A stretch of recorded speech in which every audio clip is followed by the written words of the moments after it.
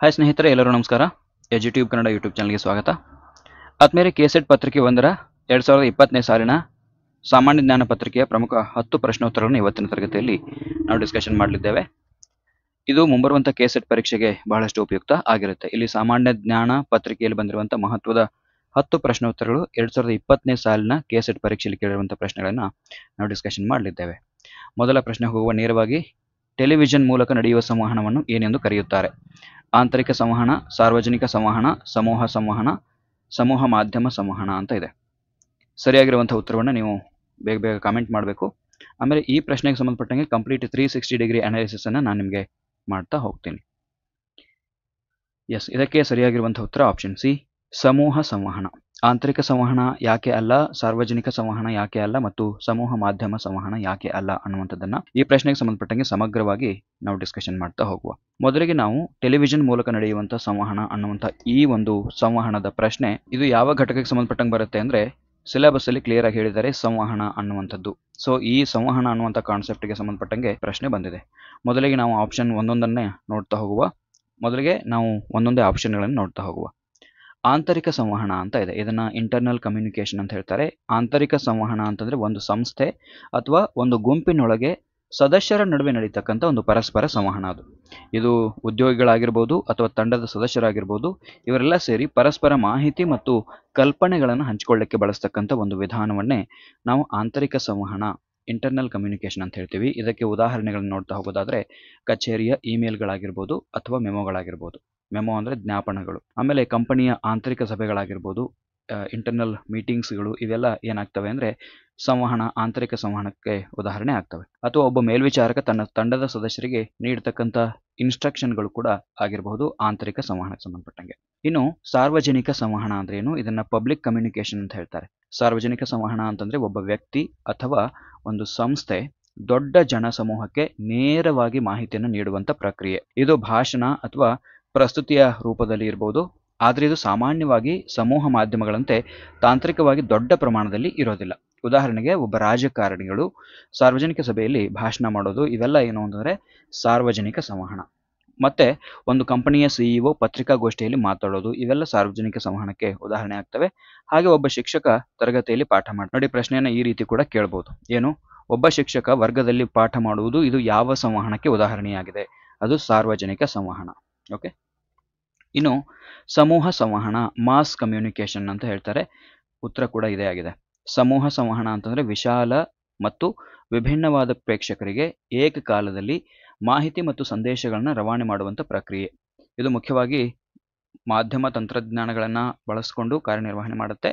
Television ಇದಕ್ಕೆ ಒಂದು ಬಹಳ ಮುಖ್ಯವಾಗಿರ್ತಕ್ಕಂಥ ಉದಾಹರಣೆಗಳನ್ನ ನೋಡ್ತಾ ಹೋಗೋಣ. ದೂರದರ್ಶನದಲ್ಲಿ ಪ್ರಸಾರ ಆಗ್ತಕ್ಕಂಥ ಸುದ್ದಿಗಳಾಗಿರ್ಬೋದು, ರೇಡಿಯೋದಲ್ಲಿರ್ತಕ್ಕಂಥ ಕಾರ್ಯಕ್ರಮಗಳಾಗಿರ್ಬೋದು, ದಿನಪತ್ರಿಕೆ ಮತ್ತು ನಿಯತಕಾಲಿಕೆಗಳ ಪ್ರಕಟಣೆ, ಇವೆಲ್ಲ ಸಮೂಹ ಸಂವಹನಕ್ಕೆ ಉದಾಹರಣೆಗಳಾಗಿವೆ. ಓಕೆ. ಇನ್ನು ಆಪ್ಷನ್ ಡಿ, ಸಮೂಹ ಮಾಧ್ಯಮ ಸಂವಹನ ಅಂತ ಇದೆ. ಮಾಸ್ ಮೀಡಿಯಾ ಕಮ್ಯುನಿಕೇಶನ್ ಅನ್ನುವಂಥದ್ದು. ಈ ಆಯ್ಕೆ ಸಮೂಹ ಸಂವಹನಕ್ಕೆ ಮತ್ತೊಂದು ಹೆಸರಿದು. ಹಿಂದೆ ಏನು ನಾವು ಹೇಳಿದ್ವಿ ಸಮೂಹ ಸಂವಹನ ಅಂತ, ಅದಕ್ಕೆ ಇರ್ತಕ್ಕಂಥ ಇನ್ನೊಂದು ಹೆಸರು ಮಾಧ್ಯಮ ಅನ್ನುವಂಥದ್ದು. ಮಾಹಿತಿಯನ್ನು ರವಾನಿಸಲು ಬಳಸ್ತಕ್ಕಂಥ ಒಂದು ತಾಂತ್ರಿಕ ಸಾಧನಗಳಿಗೆ ಉದಾಹರಣೆ ಅದು. ಮಾಧ್ಯಮ ಅನ್ನುವಂಥದ್ದು ಮಾಹಿತಿ ರವಾನೆ ಮಾಡಲಿಕ್ಕೆ ಇರ್ತಕ್ಕಂಥ ಸಾಧನಗಳು, ತಾಂತ್ರಿಕ ಸಾಧನಗಳು. ಉದಾಹರಣೆಗೆ ಟಿವಿ ಆಗಿರ್ಬೋದು, ರೇಡಿಯೋ ಆಗಿರ್ಬೋದು, ಪತ್ರಿಕೆಗಳಾಗಿರ್ಬೋದು, ಇವೆಲ್ಲ ಮೀಡಿಯಾವನ್ನು ಸೂಚಿಸ್ತದೆ. ಈ ಎರಡೂ ಪದಗಳು ಒಂದೇ ರೀತಿಯ ಅರ್ಥವನ್ನು ನೀಡ್ತವೆ, ಆದರೆ ಸಮೂಹ ಸಂವಹನ ಎಂಬ ಪದ ಹೆಚ್ಚು ವ್ಯಾಪಕವಾಗಿ ಬಳಕೆ ಆಗುತ್ತೆ. ಸೊ ಇದು ಮೊದಲ ಪ್ರಶ್ನೆ. ಇನ್ನು ಈ ಒಂದು ವಿಚಾರದಲ್ಲಿ ಬಂದಿರತಕ್ಕಂಥ ಕೆಲವು ಮಹತ್ವದ ಅಂಶಗಳನ್ನು ನಾವು ನೋಡ್ತಾ ಹೋಗುವ. ಪರೀಕ್ಷೆಗೆ ಉಪಯುಕ್ತ ಆಗಿರ್ತಕ್ಕಂಥ ಇನ್ನೊಂದು ಸ್ವಲ್ಪ ವಿಚಾರಗಳನ್ನು ನಾವು ನೋಡ್ತಾ ಹೋಗುವ. ಟೆಲಿವಿಷನ್ ಸಂಶೋಧಕ ಮತ್ತು ಇತಿಹಾಸ. ಯಾಕಂದರೆ ಇದು ಟಿವಿ ಬಗ್ಗೆ ಪ್ರಶ್ನೆ ಬಂದಿರೋದ್ರಿಂದಾಗಿ ನಮಗೆ ಟಿವಿ ಬಗ್ಗೆ ಕೂಡ ನೆನಪಿರಬೇಕು. ಇದು ಕೇವಲ ಕೆಸೆಟ್ ಪರೀಕ್ಷೆಗೆ ಅಷ್ಟೇ ಅಲ್ಲ, ಬೇರೆ ಬೇರೆ ಎಲ್ಲ ಸ್ಪರ್ಧಾತ್ಮಕ ಪರೀಕ್ಷೆಗೂ ಕೂಡ ಇದು ಉಪಯುಕ್ತ ಆಗುತ್ತೆ. ಟೆಲಿವಿಷನ್ನ ಸಂಶೋಧಕ ಯಾರು? ಜಾನ್ ಲೋಗಿ ಬೈರ್ಡ್ ಅನ್ನುವಂಥವ್ರು. ಇವರು ಸ್ಕಾಟಿಷ್ ಎಂಜಿನಿಯರ್ ಮತ್ತು ಸಂಶೋಧಕ. ಇವರು ಏನ್ ಮಾಡ್ತಾರೆ ಅಂತಂದ್ರೆ 1926ರಲ್ಲಿ ಲಂಡನ್ನಲ್ಲಿ ಮೊದಲ ಟೆಲಿವಿಷನ್ ಪ್ರದರ್ಶನವನ್ನು ಯಶಸ್ವಿಯಾಗಿ ಮಾಡ್ತಾರೆ. ಇದು ಚಲಿಸುವ ದೃಶ್ಯವನ್ನ ವಿದ್ಯುತ್ ಸಂಕೇತಗಳ ಮೂಲಕ ಪ್ರಸಾರ ಮಾಡ್ತಕ್ಕಂಥ ಒಂದು ತಂತ್ರಜ್ಞಾನ ಆಗಿತ್ತು. ಇನ್ನು ಜಗತ್ತಿನಲ್ಲಿ ಮೊದಲ ಟಿವಿ ಪ್ರಸಾರ ಆಗಿದ್ದು ಯಾವಾಗ ಅನ್ನುವಂಥ ನೋಡ್ತಾ ಹೋಗೋದಾದ್ರೆ ಮೊದಲ ಪ್ರಾಯೋಗಿಕ ಪ್ರಸಾರ ಆಗಿದ್ದು 1928ರಲ್ಲಿ ಅಮೆರಿಕದಲ್ಲಿ ಜನರಲ್ ಎಲೆಕ್ಟ್ರಿಕ್ ಕಂಪನಿಯು ಪ್ರಾಯೋಗಿಕವಾಗಿ ಟಿವಿ ಪ್ರಸಾರವನ್ನು ಆರಂಭ ಮಾಡುತ್ತೆ. ಇನ್ನು ಮೊದಲ ಸಾರ್ವಜನಿಕ ಸೇವಾ ಪ್ರಸಾರ ಯಾವುದು? ಬ್ರಿಟಿಷ್ ಬ್ರಾಡ್ಕಾಸ್ಟಿಂಗ್ ಕಾರ್ಪೊರೇಷನ್, ನಾವು BBC ಅಂತ ಏನು ಹೇಳ್ತೀವಿ, ಇದು 1936ರಲ್ಲಿ ಲಂಡನ್ನಿಂದ ನಿಯಮಿತ ಪ್ರಸಾರವನ್ನು ಆರಂಭ ಮಾಡುತ್ತೆ. ಇದನ್ನ ಪ್ರಪಂಚದ ಮೊದಲ ಸಾರ್ವಜನಿಕ ಟಿವಿ ಸೇವೆ ಅಂತ ಪರಿಗಣನೆ ಮಾಡಲಾಗಿದೆ. ಇನ್ನು ಭಾರತದಲ್ಲಿ ಟೆಲಿವಿಷನ್ ಪ್ರಸಾರ ಯಾವಾಗ ಆಯಿತು, ಹೆಂಗೆ, ಏನೆಲ್ಲ ಅನ್ನುವಂಥದ್ದನ್ನು ನಾವು ನೋಡ್ತಾ ಹೋಗುವ. ಭಾರತದಲ್ಲಿ ಟಿವಿ ಪ್ರಸಾರವನ್ನು ಮೊದಲು ದೆಹಲಿಯಲ್ಲಿ ಸೆಪ್ಟೆಂಬರ್ 15, 1959ರಲ್ಲಿ ಯುನೆಸ್ಕೋ ನೆರವಿನೊಂದಿಗೆ ಪ್ರಾಯೋಗಿಕವಾಗಿ ಆರಂಭ ಮಾಡಲಾಗುತ್ತೆ. ಇದರದ್ದು ಮುಖ್ಯವಾಗಿರುವಂತಹ ಉದ್ದೇಶ ಏನಾಗಿತ್ತು ಅಂದರೆ ಶಿಕ್ಷಣ ಮತ್ತು ಸಾಮಾಜಿಕ ಅಭಿವೃದ್ಧಿಗೆ ಒತ್ತು ನೀಡೋದಾಗಿತ್ತು. ಇನ್ನು ನಿಯಮಿತ ಸೇವೆ ಆರಂಭ ಆಗಿದ್ದು ಯಾವಾಗ? 1965ರಲ್ಲಿ ದೆಹಲಿಯಲ್ಲಿ ದಿನನಿತ್ಯದ ನಿಯಮಿತ ಟಿವಿ ಪ್ರಸಾರ ಸೇವೆ ಆರಂಭ ಆಯಿತು. 1972ರಲ್ಲಿ ಮುಂಬೈ ಮತ್ತು ಅಮೃತ್ಸರದಲ್ಲೂ ಕೂಡ ಈ ಸೇವೆಯನ್ನು ವಿಸ್ತಾರ ಮಾಡಲಾಗುತ್ತೆ. ಇನ್ನು ದೂರದರ್ಶನ ಸಂಸ್ಥೆಯ ಸ್ಥಾಪನೆ ನಮಗೆಲ್ಲ ಗೊತ್ತಿದೆ. 1976ರಲ್ಲಿ ರೇಡಿಯೋ ಮತ್ತು ಟೆಲಿವಿಷನ್ ವಿಭಾಗಗಳನ್ನು ಪ್ರತ್ಯೇಕ ಮಾಡಿ ದೂರದರ್ಶನ ಅನ್ನುವಂಥ ಒಂದು ಪ್ರತ್ಯೇಕ ಸಂಸ್ಥೆಯನ್ನು ಆರಂಭ ಮಾಡಲಾಯಿತು. ಇದಕ್ಕೂ ಮೊದಲು ಅಂದರೆ 1976ಕ್ಕಿಂತ ಮೊದಲು ಟಿವಿ ಮತ್ತು ರೇಡಿಯೋ ಆಲ್ ಇಂಡಿಯಾ ರೇಡಿಯೋದ ಒಂದು ಭಾಗ ಆಗಿತ್ತು. ದೂರದರ್ಶನ ಅನ್ನುವಂಥದ್ದು ಆಲ್ ಇಂಡಿಯಾ ರೇಡಿಯೋದ ಒಂದು ಭಾಗವಾಗಿತ್ತು. ಇನ್ನು ಭಾರತದ ಸಮೂಹ ಮಾಧ್ಯಮಗಳ ನಿರ್ವಹಣಾ ಸಂಸ್ಥೆ ಯಾವುದು? ಪ್ರಸಾರ ಭಾರತಿ ಅಂತ ಇದೆ, ಕೇಳಿರ್ತೀರಿ ನೀವು ಹೆಸರನ್ನ. ಇದು ಭಾರತದ ಅತಿ ದೊಡ್ಡ ಸಾರ್ವಜನಿಕ ಪ್ರಸಾರ ಸಂಸ್ಥೆಯಾಗಿದೆ. ಇಲ್ಲಿ ದೂರದರ್ಶನ ಟಿವಿ ಆಗಿರ್ಬೋದು ಮತ್ತು ಆಲ್ ಇಂಡಿಯಾ ರೇಡಿಯೋ ಎರಡೂ ಪ್ರಸಾರ ಭಾರತಿ ಅಧೀನದಲ್ಲಿ ಕಾರ್ಯವನ್ನು ನಿರ್ವಹಿಸ್ತವೆ. 1997ರ ನವೆಂಬರ್ 23ರಂದು ಪ್ರಸಾರ ಭಾರತಿ ಕಾಯ್ದೆಯ ಮೂಲಕ ಇದು ಸ್ವಾಯತ್ತ ಸಂಸ್ಥೆಯಾಗಿ ಅಸ್ತಿತ್ವಕ್ಕೆ ಬಂದಿದೆ. ಇದರ ಮುಖ್ಯ ಉದ್ದೇಶ ಏನು ಅಂತಂದ್ರೆ ಸಾರ್ವಜನಿಕ ಹಿತಾಸಕ್ತಿಯ ಪ್ರಸಾರ ಸೇವೆಗಳನ್ನು ನೀಡೋದು. ಇನ್ನು ಭಾರತದ ಸಂವಹನ ಕ್ಷೇತ್ರಕ್ಕೆ ಕೊಡುಗೆ ನೀಡಿರ್ತಕ್ಕಂಥ ಪ್ರಮುಖ ವ್ಯಕ್ತಿಗಳ ಬಗ್ಗೆ ನಾವು ನೋಡ್ತಾ ಹೋಗುವ. ಭಾರತೀಯ ಪತ್ರಿಕೋದ್ಯಮದ ಪಿತಾಮಹ ಅಂತ ಜೇಮ್ಸ್ ಆಗಸ್ಟಸ್ ಹಿಕ್ಕಿ ಅವರನ್ನ ಕರೆಯಲಾಗುತ್ತೆ. ದೇಶದಲ್ಲಿ ಸ್ವತಂತ್ರ ಪತ್ರಿಕಾ ಸಂಪ್ರದಾಯವನ್ನು ಸ್ಥಾಪಿಸುವಲ್ಲಿ ಇವರು ಬಹಳಷ್ಟು ಪ್ರಮುಖ ಪಾತ್ರವನ್ನು ವಹಿಸ್ತಾರೆ. ಜೇಮ್ಸ್ ಆಗಸ್ಟಸ್ ಹಿಕ್ಕಿ ಅವರನ್ನ ಭಾರತೀಯ ಪತ್ರಿಕೋದ್ಯಮದ ಪಿತಾಮಹ ಅಂತ ಕೂಡ ಕರೆಯಲಾಗುತ್ತೆ.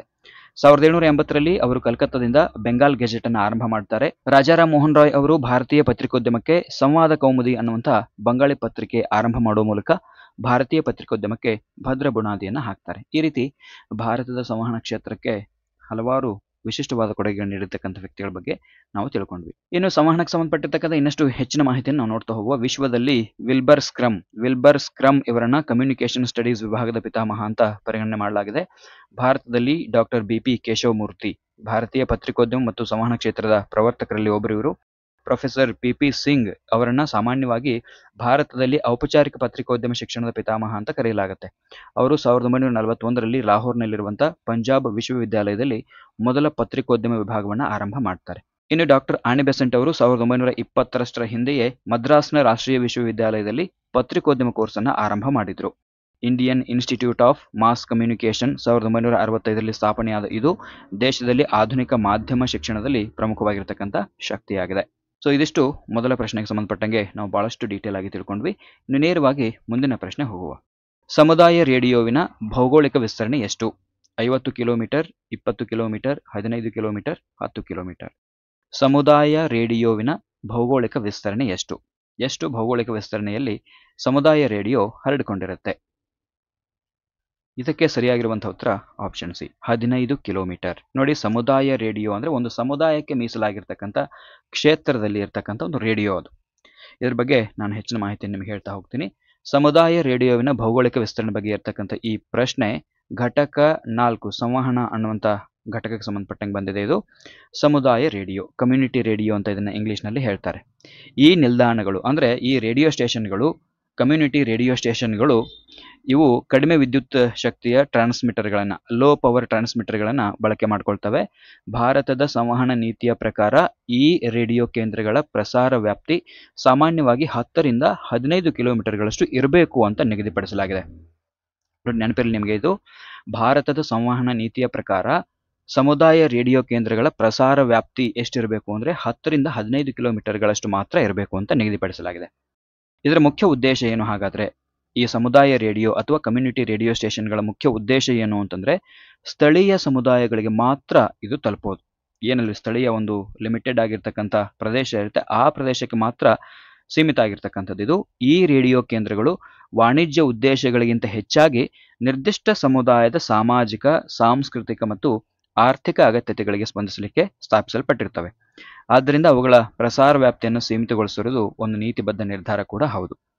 ಇನ್ನು ಈ ಆಯ್ಕೆಗಳನ್ನು ನಾವು ನೋಡ್ತಾ ಹೋಗುವ. ಮೊದಲನೇದು 50 ಕಿಲೋಮೀಟರ್ ಅಂತ ಇತ್ತು. 50 ಕಿಲೋಮೀಟರ್ಗಳ ಪ್ರಸಾರ ವ್ಯಾಪ್ತಿಯು ಸಾಮಾನ್ಯವಾಗಿ ಆಲ್ ಇಂಡಿಯಾ ರೇಡಿಯೋ AIR ನಂತಹ ದೊಡ್ಡ ಪ್ರಾದೇಶಿಕ ಅಥವಾ ರಾಷ್ಟ್ರೀಯ ರೇಡಿಯೋ ಕೇಂದ್ರಗಳಿಗೆ ಅನ್ವಯ ಆಗುತ್ತೆ. ಇವುಗಳ ಉದ್ದೇಶ ಏನು ಅಂದರೆ ದೊಡ್ಡ ಭೌಗೋಳಿಕ ಪ್ರದೇಶ ಮತ್ತು ಹೆಚ್ಚಿನ ಜನಸಂಖ್ಯೆಯನ್ನು ತಲುಪೋದು, ಸಮುದಾಯ ರೇಡಿಯೋದ ಮೂಲ ತತ್ವವೇ ಸ್ಥಳೀಯತೆ ಆಗಿರೋದ್ರಿಂದಾಗಿ ಈ 50 ಕಿಲೋಮೀಟರ್ ಅನ್ನುವಂಥದ್ದು ತಪ್ಪಾಗಿರ್ತಕ್ಕಂಥ ಆಯ್ಕೆಯಾಗಿದೆ. ಇನ್ನು ಆಪ್ಷನ್ ಬಿ ಇದೆ 20 ಕಿಲೋಮೀಟರ್. 20 ಕಿಲೋಮೀಟರ್ಗಳ ವ್ಯಾಪ್ತಿಯು ಸಮುದಾಯ ರೇಡಿಯೋದ ವ್ಯಾಪ್ತಿಗಿಂತ ಸ್ವಲ್ಪ ಹೆಚ್ಚಾಗಿದೆ. ಆದಾಗ್ಯೂ ಕೆಲವು ವಿಶೇಷ ಸಂದರ್ಭಗಳಲ್ಲಿ ಅಥವಾ ಎತ್ತರದ ಪ್ರದೇಶಗಳಿಂದ ಪ್ರಸಾರ ಮಾಡಿದಾಗ ಇದರ ವ್ಯಾಪ್ತಿ ಹೆಚ್ಚಿಗೆ ಕೂಡ ಇರಬಹುದು. ಆದರೆ ಪ್ರಮಾಣಿತ ನಿಯಮಗಳ ಪ್ರಕಾರ 10 ರಿಂದ 15 ಕಿಲೋಮೀಟರ್ ಅನ್ನ ನಿಗದಿಪಡಿಸಲಾಗಿದೆ. ಆದ್ದರಿಂದ ಆಪ್ಷನ್ ಬಿ ಕೂಡ ಸರಿಯಾಗಿರುವಂತಹ ಉತ್ತರ ಅಲ್ಲ. ಇನ್ನು ಆಪ್ಷನ್ ಡಿ 10 ಕಿಲೋಮೀಟರ್. 10 ಕಿಲೋಮೀಟರ್ಗಳ ವ್ಯಾಪ್ತಿಯು ಕೂಡ ಸಮುದಾಯ ರೇಡಿಯೋಗೆ ಅನ್ವಯ ಆಗುತ್ತೆ. ಇದು ನಿಗದಿಪಡಿಸಿದ ವ್ಯಾಪ್ತಿಯ ಒಂದು ಭಾಗ ಆಗಿದೆ ಹೊರತಾಗಿ ಸಾಮಾನ್ಯವಾಗಿ ಪರೀಕ್ಷೆಯಲ್ಲಿ ನೀಡುವಂಥ ವ್ಯಾಪ್ತಿ 10 ರಿಂದ 15 ಕಿಲೋಮೀಟರ್ ಆಗಿರೋದ್ರಿಂದ 15 ಕಿಲೋಮೀಟರ್ನ ಒಳಗೊಂಡಿರುವ ಆಯ್ಕೆ ಹೆಚ್ಚು ಸೂಕ್ತ ಆಗಿದೆ. ಆದ್ದರಿಂದ ಕೇವಲ 10 ಕಿಲೋಮೀಟರ್ ಮಾತ್ರ ಅಂತ ಹೇಳೋದು ಅಪೂರ್ಣವಾಗಿರ್ತಕ್ಕಂಥ ಮಾಹಿತಿ ಆಗಿದೆ. ಇನ್ನು ಸಮುದಾಯ ರೇಡಿಯೋದ ಬಗ್ಗೆ ನಾವು ಡೀಟೇಲ್ ಆಗಿ ನೋಡ್ತಾ ಹೋಗುವ. ಸಮುದಾಯ ರೇಡಿಯೋ ಅಂದ್ರೆ ಒಂದು ಸ್ಥಳೀಯ ಸಂಸ್ಥೆ ಅಥವಾ ಸಮುದಾಯವೇ ನಿರ್ವಹಣೆ ಮಾಡ್ತಕ್ಕಂಥ ಮತ್ತು ನಿರ್ದಿಷ್ಟ ಪ್ರದೇಶದ ಜನರಿಗೆ ಮಾಹಿತಿ ಆಗಿರ್ಬೋದು, ಶಿಕ್ಷಣ, ಮನರಂಜನೆ ಮತ್ತು ಸ್ಥಳೀಯ ಸಮಸ್ಯೆಗಳ ಬಗ್ಗೆ ಚರ್ಚೆಗಾಗಿ ಕಾರ್ಯಕ್ರಮಗಳನ್ನು ಪ್ರಸಾರ ಮಾಡುವಂಥ ಒಂದು ರೇಡಿಯೋ ಸಂಸ್ಥೆ ಅದು. ಇದರ ಮುಖ್ಯ ಗುರಿ ಏನು ಅಂದ್ರೆ ವಾಣಿಜ್ಯ ಲಾಭ ಗಳಿಸೋದಲ್ಲ, ಬದಲಿಗೆ ಜನರನ್ನ ಏನ್ ಮಾಡೋದು ಅಂದ್ರೆ ಸಬಲೀಕರಣಗೊಳಿಸೋದು. ಇನ್ನು ಸಮುದಾಯ ರೇಡಿಯೋದ ಪ್ರಮುಖ ಗುಣಲಕ್ಷಣಗಳನ್ನು ನಾವು ನೋಡ್ತಾ ಹೋಗುವ. ಸಮುದಾಯ ರೇಡಿಯೋ ಅಂದ್ರೆ ಏನು, ಇದರದ್ದು ಗುಣಲಕ್ಷಣಗಳೇನು? ಸ್ಥಳೀಯತೆಗೆ ಇಲ್ಲಿ ಪ್ರಾಧಾನ್ಯತೆ ಇರುತ್ತೆ. ಕಾರ್ಯಕ್ರಮಗಳು ಸ್ಥಳೀಯ ಭಾಷೆಯಲ್ಲಿ ಇರ್ತವೆ, ಸ್ಥಳೀಯ ಸಂಸ್ಕೃತಿಗೆ ಸಂಬಂಧಪಟ್ಟಂಗೆ ಮತ್ತು ಸಮಸ್ಯೆಗಳ ಮೇಲೆ ಕೇಂದ್ರೀಕೃತ ಆಗಿರ್ತವೆ. ಇನ್ನು ಸಮುದಾಯದ ಪಾಲ್ಗೊಳ್ಳುವಿಕೆ. ಕಾರ್ಯಕ್ರಮಗಳನ್ನ ರೂಪಣೆ ಮಾಡೋದು ಮತ್ತು ಅವುಗಳನ್ನ ಪ್ರಸಾರ ಮಾಡೋದರಲ್ಲಿ ಸಮುದಾಯದ ಜನರು ನೇರವಾಗಿ ಭಾಗವಹಿಸ್ತಾರೆ. ಇದರದ ಉದ್ದೇಶ ಏನು ಅಂದ್ರೆ ಇದು ವಾಣಿಜ್ಯ ಲಾಭ ಗಳಿಸೋದಲ್ಲ, ಜಾಹೀರಾತುಗಳನ್ನು ಸೀಮಿತವಾಗಿ ಇಲ್ಲಿ ಬಳಕೆ ಮಾಡ್ತಾರೆ. ಕಡಿಮೆ ಪ್ರಸಾರದ ವ್ಯಾಪ್ತಿ ಇರುತ್ತೆ. ಇಲ್ಲಿ ಸುಮಾರು 10 ರಿಂದ 15 ಕಿಲೋಮೀಟರ್ ವ್ಯಾಪ್ತಿಯಲ್ಲಿನೇ ಈ ಒಂದು ಸಮುದಾಯ ರೇಡಿಯೋಗಳು ಕಾರ್ಯನಿರ್ವಹಿಸೋದ್ರಿಂದಾಗಿ ಕಡಿಮೆ ಪ್ರಸಾರ ವ್ಯಾಪ್ತಿಯನ್ನು ಇದು ಹೊಂದಿರ್ತದೆ. ಇನ್ನು ಇದರದ್ದು ಐತಿಹಾಸಿಕ ಮತ್ತು ಪ್ರಸ್ತುತ ಮಹತ್ವ ಏನು? ಇತಿಹಾಸ ಏನಿದೆ ಇದರದ್ದು ಮತ್ತು ಪ್ರಸ್ತುತ ಇದರ ಮಹತ್ವ ಏನು? ಭಾರತದಲ್ಲಿ ರೇಡಿಯೋ ಮಾಧ್ಯಮ ದೀರ್ಘಕಾಲದ ಇತಿಹಾಸವನ್ನು ಹೊಂದಿದೆ ಅಂತ ನಮಗೆಲ್ಲ ಗೊತ್ತಿದೆ. ಆಲ್ ಇಂಡಿಯಾ ರೇಡಿಯೋ 1936ರಲ್ಲಿ ಸ್ಥಾಪನೆಯಾದ ನಂತರ ರಾಷ್ಟ್ರೀಯ ಮತ್ತು ಪ್ರಾದೇಶಿಕ ಪ್ರಸಾರದಲ್ಲಿ ಪ್ರಾಮುಖ್ಯತೆಯನ್ನು ಅದು ಗಳಿಸ್ಕೊಳ್ಳುತ್ತೆ. ಆದರೆ ಖಾಸಗಿ ಮತ್ತು ಸಮುದಾಯ ರೇಡಿಯೋಗಳ ಬೇಡಿಕೆ ಹೆಚ್ಚಾದ ಮೇಲೆ 2002ರಲ್ಲಿ ಭಾರತ ಸರ್ಕಾರ ಸಮುದಾಯ ರೇಡಿಯೋ ನೀತಿಯನ್ನು ಜಾರಿಗೆ ತಂದಿದೆ. ಇದು ಕೂಡ ನಿಮಗೆ ನೆನಪಿರಬೇಕು. 2002ರಲ್ಲಿ ಭಾರತ ಸರ್ಕಾರ ಸಮುದಾಯ ರೇಡಿಯೋ ನೀತಿಯನ್ನು ಜಾರಿಗೆ ತರುತ್ತೆ. ಆಮೇಲೆ 2006ರಲ್ಲಿ ನೀತಿಯಲ್ಲಿ ಕೆಲವು ಮಹತ್ವದ ಬದಲಾವಣೆಗಳನ್ನು ತಗೊಂಡು ಬಂದು ಲಾಭರಹಿತ ಶೈಕ್ಷಣಿಕ ಸಂಸ್ಥೆಗಳು, ಕೃಷಿ ವಿಜ್ಞಾನ ಕೇಂದ್ರಗಳು ಮತ್ತು ಸಮುದಾಯ ಆಧಾರಿತ ಸಂಸ್ಥೆಗಳಿಗೆ ಪರವಾನಗಿ ನೀಡಲಿಕ್ಕೆ ಅವಕಾಶವನ್ನು ನೀಡಲಾಯಿತು. ಈಗ ಭಾರತದಲ್ಲಿ ಸುಮಾರು 400ಕ್ಕೂ ಹೆಚ್ಚು ಸಮುದಾಯ ರೇಡಿಯೋ ಕೇಂದ್ರಗಳು ಇದ್ದಾವೆ. ಇವುಗಳು ಗ್ರಾಮೀಣ ಪ್ರದೇಶಗಳಲ್ಲಿ ಮಾಹಿತಿ ಪ್ರಸಾರದಲ್ಲಿ, ಕೃಷಿ ಜ್ಞಾನ ಹಂಚಿಕೆಯಲ್ಲಿ ಮತ್ತು ಕೋವಿಡ್-19 ನಂತಹ ಸಂದರ್ಭದಲ್ಲಿ ಜಾಗೃತಿ ಮೂಡಿಸಲಿಕ್ಕೆ ಬಹಳಷ್ಟು ಪ್ರಮುಖವಾಗಿರುವಂತಹ ಪಾತ್ರವನ್ನು ವಹಿಸಿವೆ. ಇನ್ನು ಸಮುದಾಯ ರೇಡಿಯೋ ಕೇಂದ್ರದ ಬಗ್ಗೆ ಇನ್ನೊಂದು ಸ್ವಲ್ಪ ಮಾಹಿತಿಯನ್ನು ನಾವು ನೋಡ್ತಾ ಹೋಗುವ. ಡಿಸೆಂಬರ್ 2002ರಲ್ಲಿ ಭಾರತ ಸರ್ಕಾರ ಐಐಟಿಗಳು ಮತ್ತು ಐಐಎಂಗಳು ಸೇರಿದಂಗೆ ಸುಸ್ಥಾಪಿತ ಶಿಕ್ಷಣ ಸಂಸ್ಥೆಗಳಿಗೆ ಸಮುದಾಯ ರೇಡಿಯೋ ಕೇಂದ್ರಗಳನ್ನು ಸ್ಥಾಪಿಸಲಿಕ್ಕೆ ಪರವಾನಗಿ ನೀಡುವ ನೀತಿಯನ್ನು ಅನುಮೋದನೆ ಮಾಡುತ್ತೆ. ಫೆಬ್ರವರಿ 1, 2004ರಂದು ಅಣ್ಣಾ ವಿಶ್ವವಿದ್ಯಾಲಯದ ಆಡಿಯೋ ದೃಶ್ಯ ಸಂಶೋಧನಾ ಕೇಂದ್ರದ ಆಗಿನ ನಿರ್ದೇಶಕರಾಗಿರುವಂತ ಡಾಕ್ಟರ್ ಶ್ರೀಧರ್ ರಾಮಮೂರ್ತಿ ಅವರು ಅಣ್ಣಾ ಎಫ್ಎಂ ಅನ್ನ ಭಾರತದ ಮೊದಲ ಕ್ಯಾಂಪಸ್ ಸಮುದಾಯ ರೇಡಿಯೋ ಕೇಂದ್ರವಾಗಿ ಆರಂಭ ಮಾಡಿದರು. ಡಾಕ್ಟರ್ ಶ್ರೀಧರ್ ರಾಮಮೂರ್ತಿ ಅವರನ್ನ ಭಾರತದಲ್ಲಿ ಸಮುದಾಯ ರೇಡಿಯೋದ ಪಿತಾಮಹ ಅಂತ ಪರಿಗಣನೆ ಮಾಡಲಾಗಿದೆ. 2004ರಲ್ಲಿ ಅಣ್ಣಾ ಎಫ್ಎಂ ಅನ್ನು ಸ್ಥಾಪಿಸುವುದರ ಮೂಲಕ ಡಾಕ್ಟರ್ ರಾಮಮೂರ್ತಿ ಅವರು ಭಾರತದಲ್ಲಿ ಸಮುದಾಯ ರೇಡಿಯೋದ ಪ್ರಾಯೋಗಿಕ ವಿತರಣೆಯನ್ನು ಆರಂಭ ಮಾಡ್ತಾರೆ. ಅಣ್ಣಾ ಎಫ್ಎಂ ರೇಡಿಯೋ ಸಾಮಾನ್ಯವಾಗಿ ಭಾರತದ ಚೆನ್ನೈನಲ್ಲಿ ಇರತಕ್ಕಂಥ ಅಣ್ಣಾ ವಿಶ್ವವಿದ್ಯಾಲಯದಲ್ಲಿರುವ ಅಣ್ಣಾ ಎಫ್ಎಂ 90.4 ಸಮುದಾಯ ರೇಡಿಯೋ ಕೇಂದ್ರವನ್ನ ಇದು ಸೂಚಿಸುತ್ತೆ. ಇದರ ಬಗ್ಗೆ ಇನ್ನೊಂದು ಸ್ವಲ್ಪ ಮಾಹಿತಿಯನ್ನು ನೋಡ್ತಾ ಹೋಗುವ. ಅಣ್ಣಾಮಲೈ ವಿಶ್ವವಿದ್ಯಾಲಯ ಇದು ಭಾರತದಲ್ಲಿ ಮೊದಲ ಸಮುದಾಯ ರೇಡಿಯೋ ಕೇಂದ್ರ ರೇಡಿಯೋ ಅಣ್ಣಾಮಲೈ ಅಥವಾ ಅಣ್ಣಾ ಎಫ್ಎಂ 90.4 ಅನ್ನ 2004ರಲ್ಲಿ ಆರಂಭ ಮಾಡುತ್ತೆ. ಇದು ಶೈಕ್ಷಣಿಕ ಸಮುದಾಯ ರೇಡಿಯೋಗೆ ಒಂದು ಮಾದರಿಯಾಗಿದೆ. ಇನ್ನು ಯುನೆಸ್ಕೋ ಇದು ಸಮುದಾಯ ರೇಡಿಯೋಗಳ ಬೆಳವಣಿಗೆಗೆ ಜಾಗತಿಕವಾಗಿ ಪ್ರೋತ್ಸಾಹ ನೀಡತಕ್ಕಂಥ ಪ್ರಮುಖ ಸಂಸ್ಥೆ. ಭಾರತ ಸರ್ಕಾರ ಮಾಹಿತಿ ಮತ್ತು ಪ್ರಸಾರ ಸಚಿವಾಲಯ ministry of information and broadcasting ಸಮುದಾಯ ರೇಡಿಯೋ ನೀತಿಗಳನ್ನ ರೂಪಿಸುತ್ತೆ ಮತ್ತು ಅವುಗಳಿಗೆ ಇದು ಪರವಾನಗಿಯನ್ನು ನೀಡುತ್ತೆ. ಸೊ ಇದು ಸಮುದಾಯ ರೇಡಿಯೋದ ಬಗ್ಗೆ ಸಾಕಷ್ಟು ಮಾಹಿತಿಯನ್ನು ನಾವು ತಿಳ್ಕೊಂಡ್ವಿ. ಇನ್ನು ರೇಡಿಯೋದ ಬಗ್ಗೆ ನಾವು ನೋಡ್ತಾ ಹೋಗುವ. ರೇಡಿಯೋ ಸಂಶೋಧಕರು ಮತ್ತು ಪ್ರಮುಖ ಮೈಲಿಗಲ್ಲುಗಳು. ಮೂಲ ಸಿದ್ಧಾಂತ ಜೇಮ್ಸ್ ಕ್ಲರ್ಕ್ ಮ್ಯಾಕ್ಸ್ವೆಲ್ ಇವರು 1860ರ ದಶಕದಲ್ಲಿ ವಿದ್ಯುತ್ ಕಾಂತೀಯ ತರಂಗಗಳ ಅಸ್ತಿತ್ವದ ಬಗ್ಗೆ ಗಣಿತೀಯ ಸಿದ್ಧಾಂತವನ್ನು ಮಂಡಿಸ್ತಾರೆ. ಇವರ ಸಿದ್ಧಾಂತವು ರೇಡಿಯೋ ತಂತ್ರಜ್ಞಾನಕ್ಕೆ ಮೂಲ ಆಧಾರ ಆಗುತ್ತೆ. ನಂತರ ಹೆನ್ರಿಚ್ ಹರ್ಟ್ಜ್ ಅವರು 1887ರಲ್ಲಿ ಮ್ಯಾಕ್ಸ್ವೆಲ್ ಅವರ ಸಿದ್ಧಾಂತವನ್ನು ಪ್ರಾಯೋಗಿಕವಾಗಿ ಸಾಬೀತುಪಡಿಸ್ತಾರೆ. ಇವರು ವಿದ್ಯುತ್ ಕಾಂತೀಯ ತರಂಗಗಳನ್ನು ಸೃಷ್ಟಿ ಮಾಡಿ ಅವುಗಳನ್ನು ಗುರುತಿಸುವಲ್ಲಿ ಯಶಸ್ವಿ ಆಗ್ತಾರೆ. ಈ ಕಾರಣಕ್ಕಾಗಿ ಇವರ ಗೌರವಾರ್ಥವಾಗಿ ರೇಡಿಯೋ ತರಂಗಗಳ ಆವರ್ತನವನ್ನು ಫ್ರೀಕ್ವೆನ್ಸಿಯ ಘಟಕಕ್ಕೆ ಹರ್ಟ್ಜ್ ಎಂದು ಹೆಸರಿಸಲಾಗಿದೆ. ಇವತ್ತು ಕೂಡ ನೀವು ರೇಡಿಯೋದಲ್ಲಿ ನೋಡ್ಬೋದು ಹರ್ಟ್ಸ್ ಅಂತ ಇರುತ್ತೆ. ಎಷ್ಟು ಹರ್ಟ್ಸ್ಗಳಲ್ಲಿ ನೀವು ಎಷ್ಟು ತರಂಗಾಂತರಗಳಲ್ಲಿ ನೀವು ಇದನ್ನ ಕೇಳ್ತಾ ಇದ್ದೀರಿ ಅಂದ್ರೆ ಇಷ್ಟು ತರಂಗಾಂತರಗಳಲ್ಲಿ ನೀವು ಇದನ್ನ ಕೇಳ್ತಾ ಇದ್ದೀರಿ ಅಂತ ರೇಡಿಯೋದಲ್ಲಿ ಹೇಳ್ತಾ ಇರ್ತಾರೆ. ಸೊ ಹೆನ್ರಿಚ್ ಹರ್ಟ್ಸ್ ಅವ್ರದ್ದು ಕೂಡ ರೇಡಿಯೋದಲ್ಲಿ ಸಾಕಷ್ಟು ಪ್ರಭಾವ ಇದೆ. ಇನ್ನು ಪ್ರಾಯೋಗಿಕ ಸಂವಹನ ಪ್ರಾಕ್ಟಿಕಲ್ ಕಮ್ಯುನಿಕೇಶನ್ ಯಾವಾಗ ಆಯಿತು ರೇಡಿಯೋದಿಂದ? ಗುಗ್ಲಿಯೆಲ್ಮೋ ಮಾರ್ಕೋನಿ ಇವರನ್ನ ಸಾಮಾನ್ಯವಾಗಿ ರೇಡಿಯೋದ ಪಿತಾಮಹ ಅಂತ ಪರಿಗಣಿಸಲಾಗುತ್ತೆ. 1895ರಲ್ಲಿ ಇವರು ಪ್ರಾಯೋಗಿಕ ರೇಡಿಯೋ ಸಂಕೇತಗಳನ್ನು ಪ್ರಸಾರ ಮಾಡೋದರಲ್ಲಿ ಯಶಸ್ವಿಯಾಗ್ತಾರೆ. 1901ರಲ್ಲಿ ಅಟ್ಲಾಂಟಿಕ್ ಸಾಗರದಾದ್ಯಂತ ಮೊದಲ ವೈರ್ಲೆಸ್ ಸಂದೇಶವನ್ನು ಕಳುಹಿಸಿ ರೇಡಿಯೋ ತಂತ್ರಜ್ಞಾನದ ಪ್ರಾಯೋಗಿಕ ಉಪಯುಕ್ತತೆಯನ್ನು ಜಗತ್ತಿಗೆ ಇವರು ಸಾಬೀತುಪಡಿಸ್ತಾರೆ. ಈ ಸಾಧನೆಗಾಗಿ ಇವರಿಗೆ 1909ರಲ್ಲಿ ಭೌತಶಾಸ್ತ್ರದ ನೊಬೆಲ್ ಪ್ರಶಸ್ತಿ ಬಂದಿದೆ. ಗುಗ್ಲಿಯೆಲ್ಮೋ ಮಾರ್ಕೋನಿ ಅವರಿಗೆ 1909ರಲ್ಲಿ ಭೌತಶಾಸ್ತ್ರದ ನೊಬೆಲ್ ಪ್ರಶಸ್ತಿ ಬಂದಿದೆ ರೇಡಿಯೋ ಸಂಶೋಧನೆಗಾಗಿ. ಇನ್ನು ಭಾರತದಲ್ಲಿ ಮೊದಲ ರೇಡಿಯೋ ಪ್ರಸಾರವನ್ನು 1923ರಲ್ಲಿ ಬಾಂಬೆ ರೇಡಿಯೋ ಕ್ಲಬ್ ಆರಂಭ ಮಾಡುತ್ತೆ. 1936ರ ಜೂನ್ 8ರಂದು ಆಲ್ ಇಂಡಿಯಾ ರೇಡಿಯೋ ಅಧಿಕೃತವಾಗಿ ಸ್ಥಾಪನೆ ಆಯಿತು. ಆಲ್ ಇಂಡಿಯಾ ರೇಡಿಯೋ AIR 1936ರ ಜೂನ್ 8ರಂದು ಆರಂಭ ಆಯಿತು. 1936ಕ್ಕಿಂತ ಮೊದಲು ಭಾರತದಲ್ಲಿ ಭಾರತೀಯ ರಾಜ್ಯ ಪ್ರಸಾರ ಸೇವೆ ಕಾರ್ಯವನ್ನು ನಿರ್ವಹಣೆ ಮಾಡ್ತಾ ಇತ್ತು. ಮರುನಾಮಕರಣ ಆಗಿದ್ದು ಯಾವಾಗ? ಜೂನ್ 8, 1936ರಂದು ಈ ಸೇವೆಗೆ ಆಲ್ ಇಂಡಿಯಾ ರೇಡಿಯೋ ಎಂದು ಹೆಸರಿಡಲಾಗಿದೆ. ಇದು ರೇಡಿಯೋಗೆ ಸಂಬಂಧಪಟ್ಟಂಗೆ ಮಹತ್ವದ ಮಾಹಿತಿ. ಇನ್ನು ವಾಯುಮಂಡಲದ ಯಾವ್ಯಾವ ಮಂಡಲಗಳಲ್ಲಿ ಏನೇನು ಆಗುತ್ತೆ ಅನ್ನುವಂಥದ್ದನ್ನು ಸ್ವಲ್ಪ ನಾವು ನೋಡ್ತಾ ಹೋಗುವ. ಟ್ರೋಪೋಸ್ಪಿಯರ್ ಇದನ್ನ ಪರಿವರ್ತನಾ ವಲಯ ಅಥವಾ ಕ್ಷೋಭ ಮಂಡಲ ಅಂತ ಹೇಳ್ತಾರೆ. ಇದರದ್ದು ಪ್ರಮುಖವಾಗಿರುವಂತಹ ಲಕ್ಷಣಗಳೇನು ಅಂದ್ರೆ ಇದು ವಾಯುಮಂಡಲದ ಅತಿ ಕೆಳಗಿನ ಪದರವಾಗಿದ್ದು ನಾವುಗಳು ವಾಸಿಸುವಂತ ಸ್ಥಳವಾಗಿದೆ. ಇಲ್ಲಿ ಏನೆಲ್ಲ ಇರ್ತವೆ ಅಂದ್ರೆ ಇಲ್ಲಿ ಮೋಡ ಇರುತ್ತೆ, ಮಳೆ ಇರುತ್ತೆ, ಗಾಳಿ ಮತ್ತು ಎಲ್ಲ ಹವಾಮಾನ ಚಟುವಟಿಕೆಗಳು ನಡೀತವೆ. ಎತ್ತರ ಹೆಚ್ಚಾದಂಗೆ ಇಲ್ಲಿ ತಾಪಮಾನ ಕಡಿಮೆ ಆಗುತ್ತೆ. ಇನ್ನು ಸ್ಟ್ರಾಟೋಸ್ಪಿಯರ್ ಅನ್ನುವಂಥದ್ದು ಇದನ್ನ ಸಮೋಷ್ಣ ಮಂಡಲ ಅಂತ ಹೇಳ್ತಾರೆ. ಇದರ ಪ್ರಮುಖ ಲಕ್ಷಣಗಳೇನು ಅಂದ್ರೆ ಈ ಪದರದಲ್ಲಿ ಹವಾಮಾನ ಚಟುವಟಿಕೆಗಳು ಇರೋದಿಲ್ಲ. ಇಲ್ಲಿಯೇ ಓಝೋನ್ ಪದರ ಇದೆ. ನೋಡಿ ಕೇಳ್ತಾರೆ ನಿಮಗೆ ಎಲ್ಲ ಕಾಂಪಿಟೇಟಿವ್ ಪರೀಕ್ಷೆಗಳಲ್ಲಿ ಈ ಪ್ರಶ್ನೆ ಬರ್ಬೋದು. ಓಝೋನ್ ಪದರ ಯಾವ ಒಂದು ಮಂಡಲದಲ್ಲಿ ಬರುತ್ತೆ? ಸಮೋಷ್ಣ ಮಂಡಲ ಅಥವಾ ಸ್ಟ್ರಾಟೋಸ್ಪಿಯರ್ ಅನ್ನುವಂಥದ್ದು ನಮ್ಗೆ ಗೊತ್ತಿರಬೇಕು. ಓಝೋನ್ ಪದರದ ಮುಖ್ಯವಾಗಿರುವಂತಹ ಕೆಲಸ ಏನು ಅಂದ್ರೆ ಈ ಓಝೋನ್ ಪದರ ಸೂರ್ಯನಿಂದ ಬರ್ತಕ್ಕಂಥ ಹಾನಿಕಾರಕ ಅತಿ ನೇರಳೆ ಕಿರಣಗಳನ್ನು ಹೀರಿಕೊಂಡು ಅಲ್ಟ್ರಾ ವಯೋಲೆಟ್ ಕಿರಣಗಳನ್ನು ಹೀರಿಕೊಂಡು ಭೂಮಿಯ ಮೇಲಿನ ಜೀವ ಜಗತ್ತನ್ನು ರಕ್ಷಣೆ ಮಾಡುತ್ತೆ. ಜೆಟ್ ವಿಮಾನಗಳು ಸಾಮಾನ್ಯವಾಗಿ ಸ್ಟ್ರಾಟೋಸ್ಪಿಯರ್ನಲ್ಲಿ ಹಾರಾಡ್ತವೆ. ಇವೆಲ್ಲ ನಮಗೆ ನೆನಪಿರಬೇಕು. ಹಾಗಾದ್ರೆ ಇದನ್ನ ಯಾಕೆ ನಾನಿಲ್ಲಿ ಹೇಳ್ತಾ ಇದ್ದೀನಿ? ಈ ಪರಿವರ್ತನಾ ಮಂಡಲ, ಸಮೋಷ್ಣ ಮಂಡಲ ಇವುಗಳ ಬಗ್ಗೆ ನಾನು ಯಾಕೆ ಇಲ್ಲಿ ಮಾತಾಡ್ತಾ ಇದ್ದೀನಿ ಅಂದ್ರೆ ರೇಡಿಯೋ ತರಂಗಗಳು ಕೂಡ ಯಾವುದೋ ಒಂದು ಮಂಡಲದಲ್ಲಿ ಬರ್ತವೆ. ಹೀಗಾಗಿ ಅದನ್ನು ಹೇಳುವಾಗ ನಾನು ಈ ಎಲ್ಲ ವಿಷಯಗಳನ್ನ ನಿಮ್ಗೆ ಹೇಳ್ತಾ ಇದ್ದೀನಿ.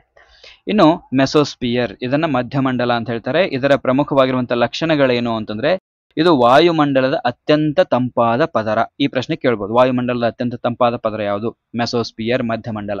ಭೂಮಿಯ ಕಡೆಗೆ ಬರುವ ಬಹುತೇಕ ಉಲ್ಕೆಗಳು ಈ ಪದರಕ್ಕೆ ಪ್ರವೇಶ ಮಾಡಿದಾಗ ಗಾಳಿಯ ಘರ್ಷಣೆಯಿಂದ ಅವು ಸುಟ್ಟು ಹೋಗ್ತವೆ. ಪ್ರಶ್ನೆ ಕೇಳ್ಬೋದು, ಭೂಮಿಯ ಕಡೆಗೆ ಬರ್ತಕ್ಕಂಥ ಬಹುತೇಕ ಉಲ್ಕೆಗಳು ಯಾವ ಮಂಡಲದಲ್ಲಿ ಸುಟ್ಟು ಹೋಗ್ತವೆ ಅಂತಂದ್ರೆ ಅದು ಮೆಸೋಸ್ಪಿಯರ್ನಲ್ಲಿ, ಮಧ್ಯಮಂಡಲದಲ್ಲಿ. ಅವು ಯಾಕೆ ಸುಡ್ತವೆ ಅಂದ್ರೆ ಗಾಳಿಯ ಘರ್ಷಣೆ ಆಗುತ್ತೆ ಅವಕ್ಕೆ, ಹೀಗಾಗಿ ಅವು ಸುಟ್ಟು ಹೋಗ್ತವೆ. ಇನ್ನು ಥರ್ಮೋಸ್ಪಿಯರ್ ಅಂತ ಬರುತ್ತೆ. ಇದನ್ನ ಉಷ್ಣಗೋಳ ಅಥವಾ ತಾಪಮಂಡಲ ಅಂತ ಹೇಳ್ತಾರೆ. ಇದರ ಪ್ರಮುಖ ಲಕ್ಷಣಗಳೇನು ಅಂತಂದ್ರೆ ಇದು ವಾಯುಮಂಡಲದ ಅತ್ಯಂತ ಬಿಸಿಯಾದ ಪದರ. ಅತ್ಯಂತ ತಂಪಾದದ್ದು ಮೆಸೋಸ್ಪಿಯರು, ಅತ್ಯಂತ ಬಿಸಿಯಾಗಿರ್ತಕ್ಕಂಥದ್ದು ಥರ್ಮೋಸ್ಪಿಯರ್. ಇದರ ಕೆಳಭಾಗವನ್ನ ಅಯಾನೋಸ್ಪಿಯರ್ ಅಂತ ಹೇಳ್ತಾರೆ. ಅಯಾನೋಸ್ಪಿಯರ್ ಅನ್ನುವಂಥದ್ದು ರೇಡಿಯೋ ತರಂಗಗಳನ್ನ ಅಂದ್ರೆ ರೇಡಿಯೋ ವೇವ್ಸ್ ಗಳನ್ನ ಪ್ರತಿಫಲಿಸಿ ಅವು ದೂರದ ಪ್ರದೇಶಗಳಿಗೆ ತಲುಪಲಿಕ್ಕೆ ಸಹಾಯ ಮಾಡುತ್ತೆ. ಅರೋರಾ ಬೋರಿಯಾಲಿಸ್ ಅಥವಾ ಧ್ರುವದ ಬೆಳಕು ಈ ಪದರದಲ್ಲಿ ಕಾಣಿಸ್ಕೊಳ್ಳುತ್ತೆ. ಇನ್ನು ಎಕ್ಸೋಸ್ಪಿಯರ್ ಬರುತ್ತೆ, ಬಹಿರ್ಗೋಳ ಅಥವಾ ಇದನ್ನ ಬಾಹ್ಯಮಂಡಲ ಅಂತ ಕೂಡ ಕರೀತಾರೆ. ಇದರ ಪ್ರಮುಖ ಲಕ್ಷಣಗಳೇನು ಅಂದ್ರೆ ಇದು ವಾಯುಮಂಡಲದ ಅತಿ ಹೊರಗಿನ ಮತ್ತು ತೆಳುವಾಗಿರ್ತಕ್ಕಂಥ ಪದರ. ಇಲ್ಲಿ ಅನಿಲದ ಕಣಗಳು ಬಹಳಷ್ಟು ವಿರಳವಾಗಿರ್ತವೆ. ಕೃತಕ ಉಪಗ್ರಹಗಳು, ನಾವೇನು ಸ್ಯಾಟಲೈಟ್ಗಳನ್ನ ಕಳಿಸ್ತೀವಿ, ಅವು ಸಾಮಾನ್ಯವಾಗಿ ಇದೇ ಒಂದು ಎಕ್ಸೋಸ್ಪಿಯರ್ ನಲ್ಲಿ ಸುತ್ತ ಹಾಕ್ತಾ ಇರ್ತವೆ, ಬಹಿರ್ಗೋಳದಲ್ಲಿ ಅಥವಾ ಬಾಹ್ಯಮಂಡಲದಲ್ಲಿ. ಇದಿಷ್ಟು ಎರಡನೇ ಪ್ರಶ್ನೆ. ಇನ್ನು ನೇರವಾಗಿ ನಾವು ಮೂರನೇ ಪ್ರಶ್ನೆ ಹೋಗುವ. ಮೂರನೇ ಪ್ರಶ್ನೆ ಬಂದಿದೆ, ಜನಧ್ವನಿ ಸಮುದಾಯ ರೇಡಿಯೋ ಎಲ್ಲಿದೆ? ಜನಧ್ವನಿ ಅನ್ನುವಂಥ ಸಮುದಾಯ ರೇಡಿಯೋ ಎಲ್ಲಿದೆ? ತುಮಕೂರು, HD ಕೋಟೆ, ಧಾರವಾಡ, KSOU, ಮೈಸೂರು. ಸರಿಯಾಗಿರುವಂತಹ ಉತ್ತರ ಯಾವುದಿದಕ್ಕೆ?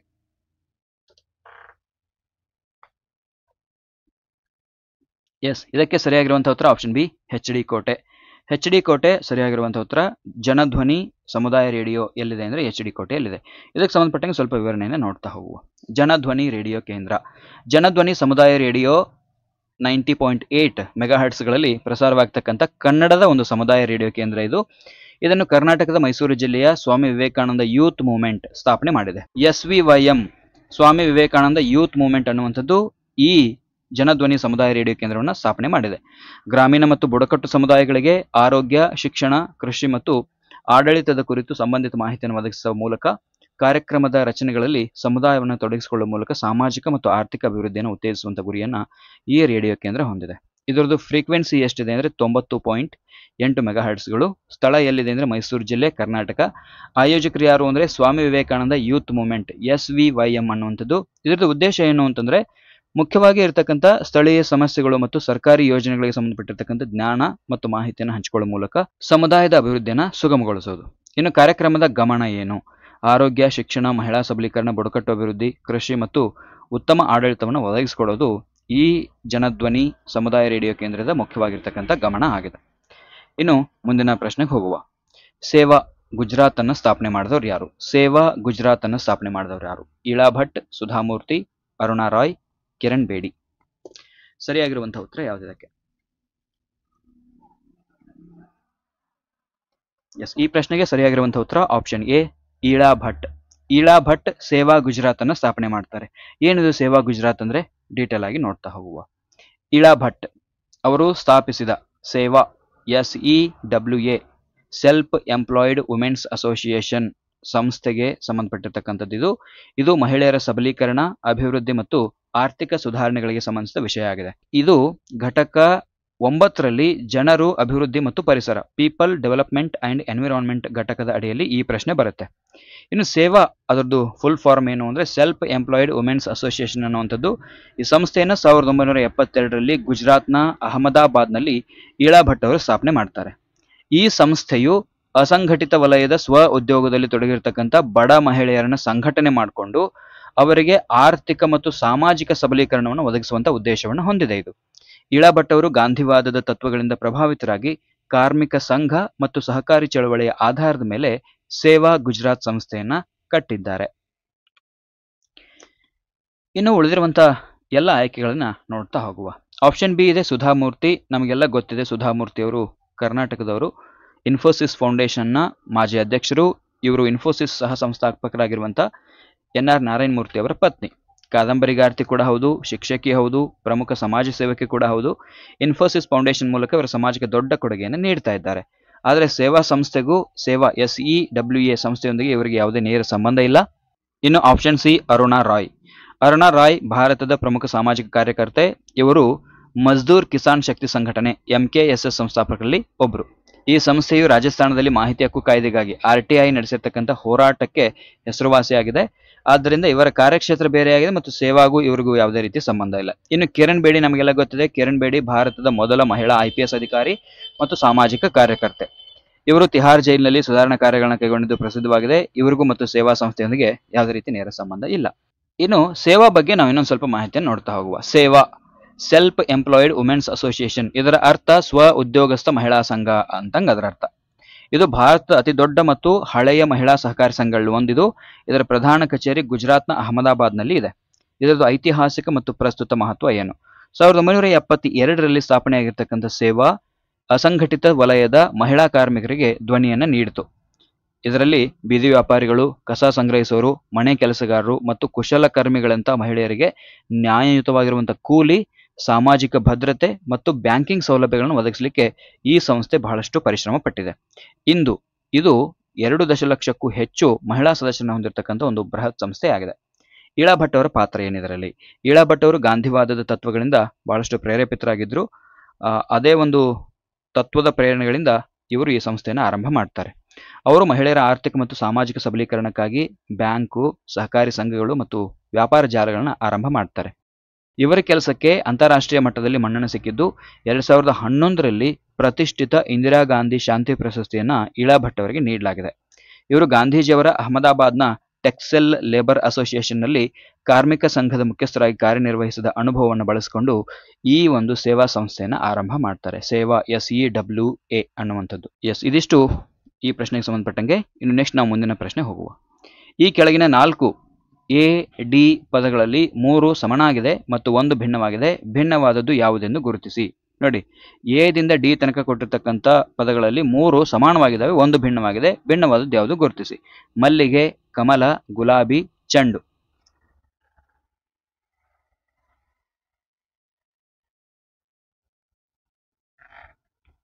ಎಸ್, ಇದಕ್ಕೆ ಸರಿಯಾಗಿರುವಂತಹ ಉತ್ತರ ಆಪ್ಷನ್ ಡಿ, ಚೆಂಡು. ಚೆಂಡು. ಯಾಕೆ? ಮಲ್ಲಿಗೆ ಹೂವು, ಕಮಲ ಹೂವು, ಗುಲಾಬಿ ಹೂವು, ಚೆಂಡು ಅದೊಂದು ಹೂವು ಕೂಡ ಹೌದು, ಅದೊಂದು ಆಟದ ಸಾಮಗ್ರಿ ಕೂಡ ಹೌದು. ಹೀಗಾಗಿ ಚೆಂಡು ಇಲ್ಲಿ ಸರಿಯಾಗಿರುವಂತಹ ಉತ್ತರ. ಇದಕ್ಕೇನು ವಿವರಣೆ ಬೇಡ. ನೆಕ್ಸ್ಟ್ ಮುಂದಿನ ಪ್ರಶ್ನೆ ಹೋಗುವ. ASIC ಎಂದರೆ ಏನು? American specific inspection code, application specific integrated circuit, application specific inspection code, American standard input code ಅಂತ ಇದೆ. ಸರಿಯಾಗಿರುವಂತಹ ಉತ್ತರ ಇದಕ್ಕೆ option B, application specific integrated circuit ಅಂತ ಅರ್ಥ ಇದ್ರದ್ದು. ASIC ಕಂಪ್ಯೂಟರ್ಗೆ ಸಂಬಂಧಪಟ್ಟಂಗೆ ಪ್ರಶ್ನೆ ಬಂದಿದೆ. ಇದಕ್ಕೆ ಸಂಬಂಧಪಟ್ಟಂಗೆ ಸ್ವಲ್ಪ ಡೀಟೇಲ್ನ ನಾವು ನೋಡ್ತಾ ಹೋಗುವ.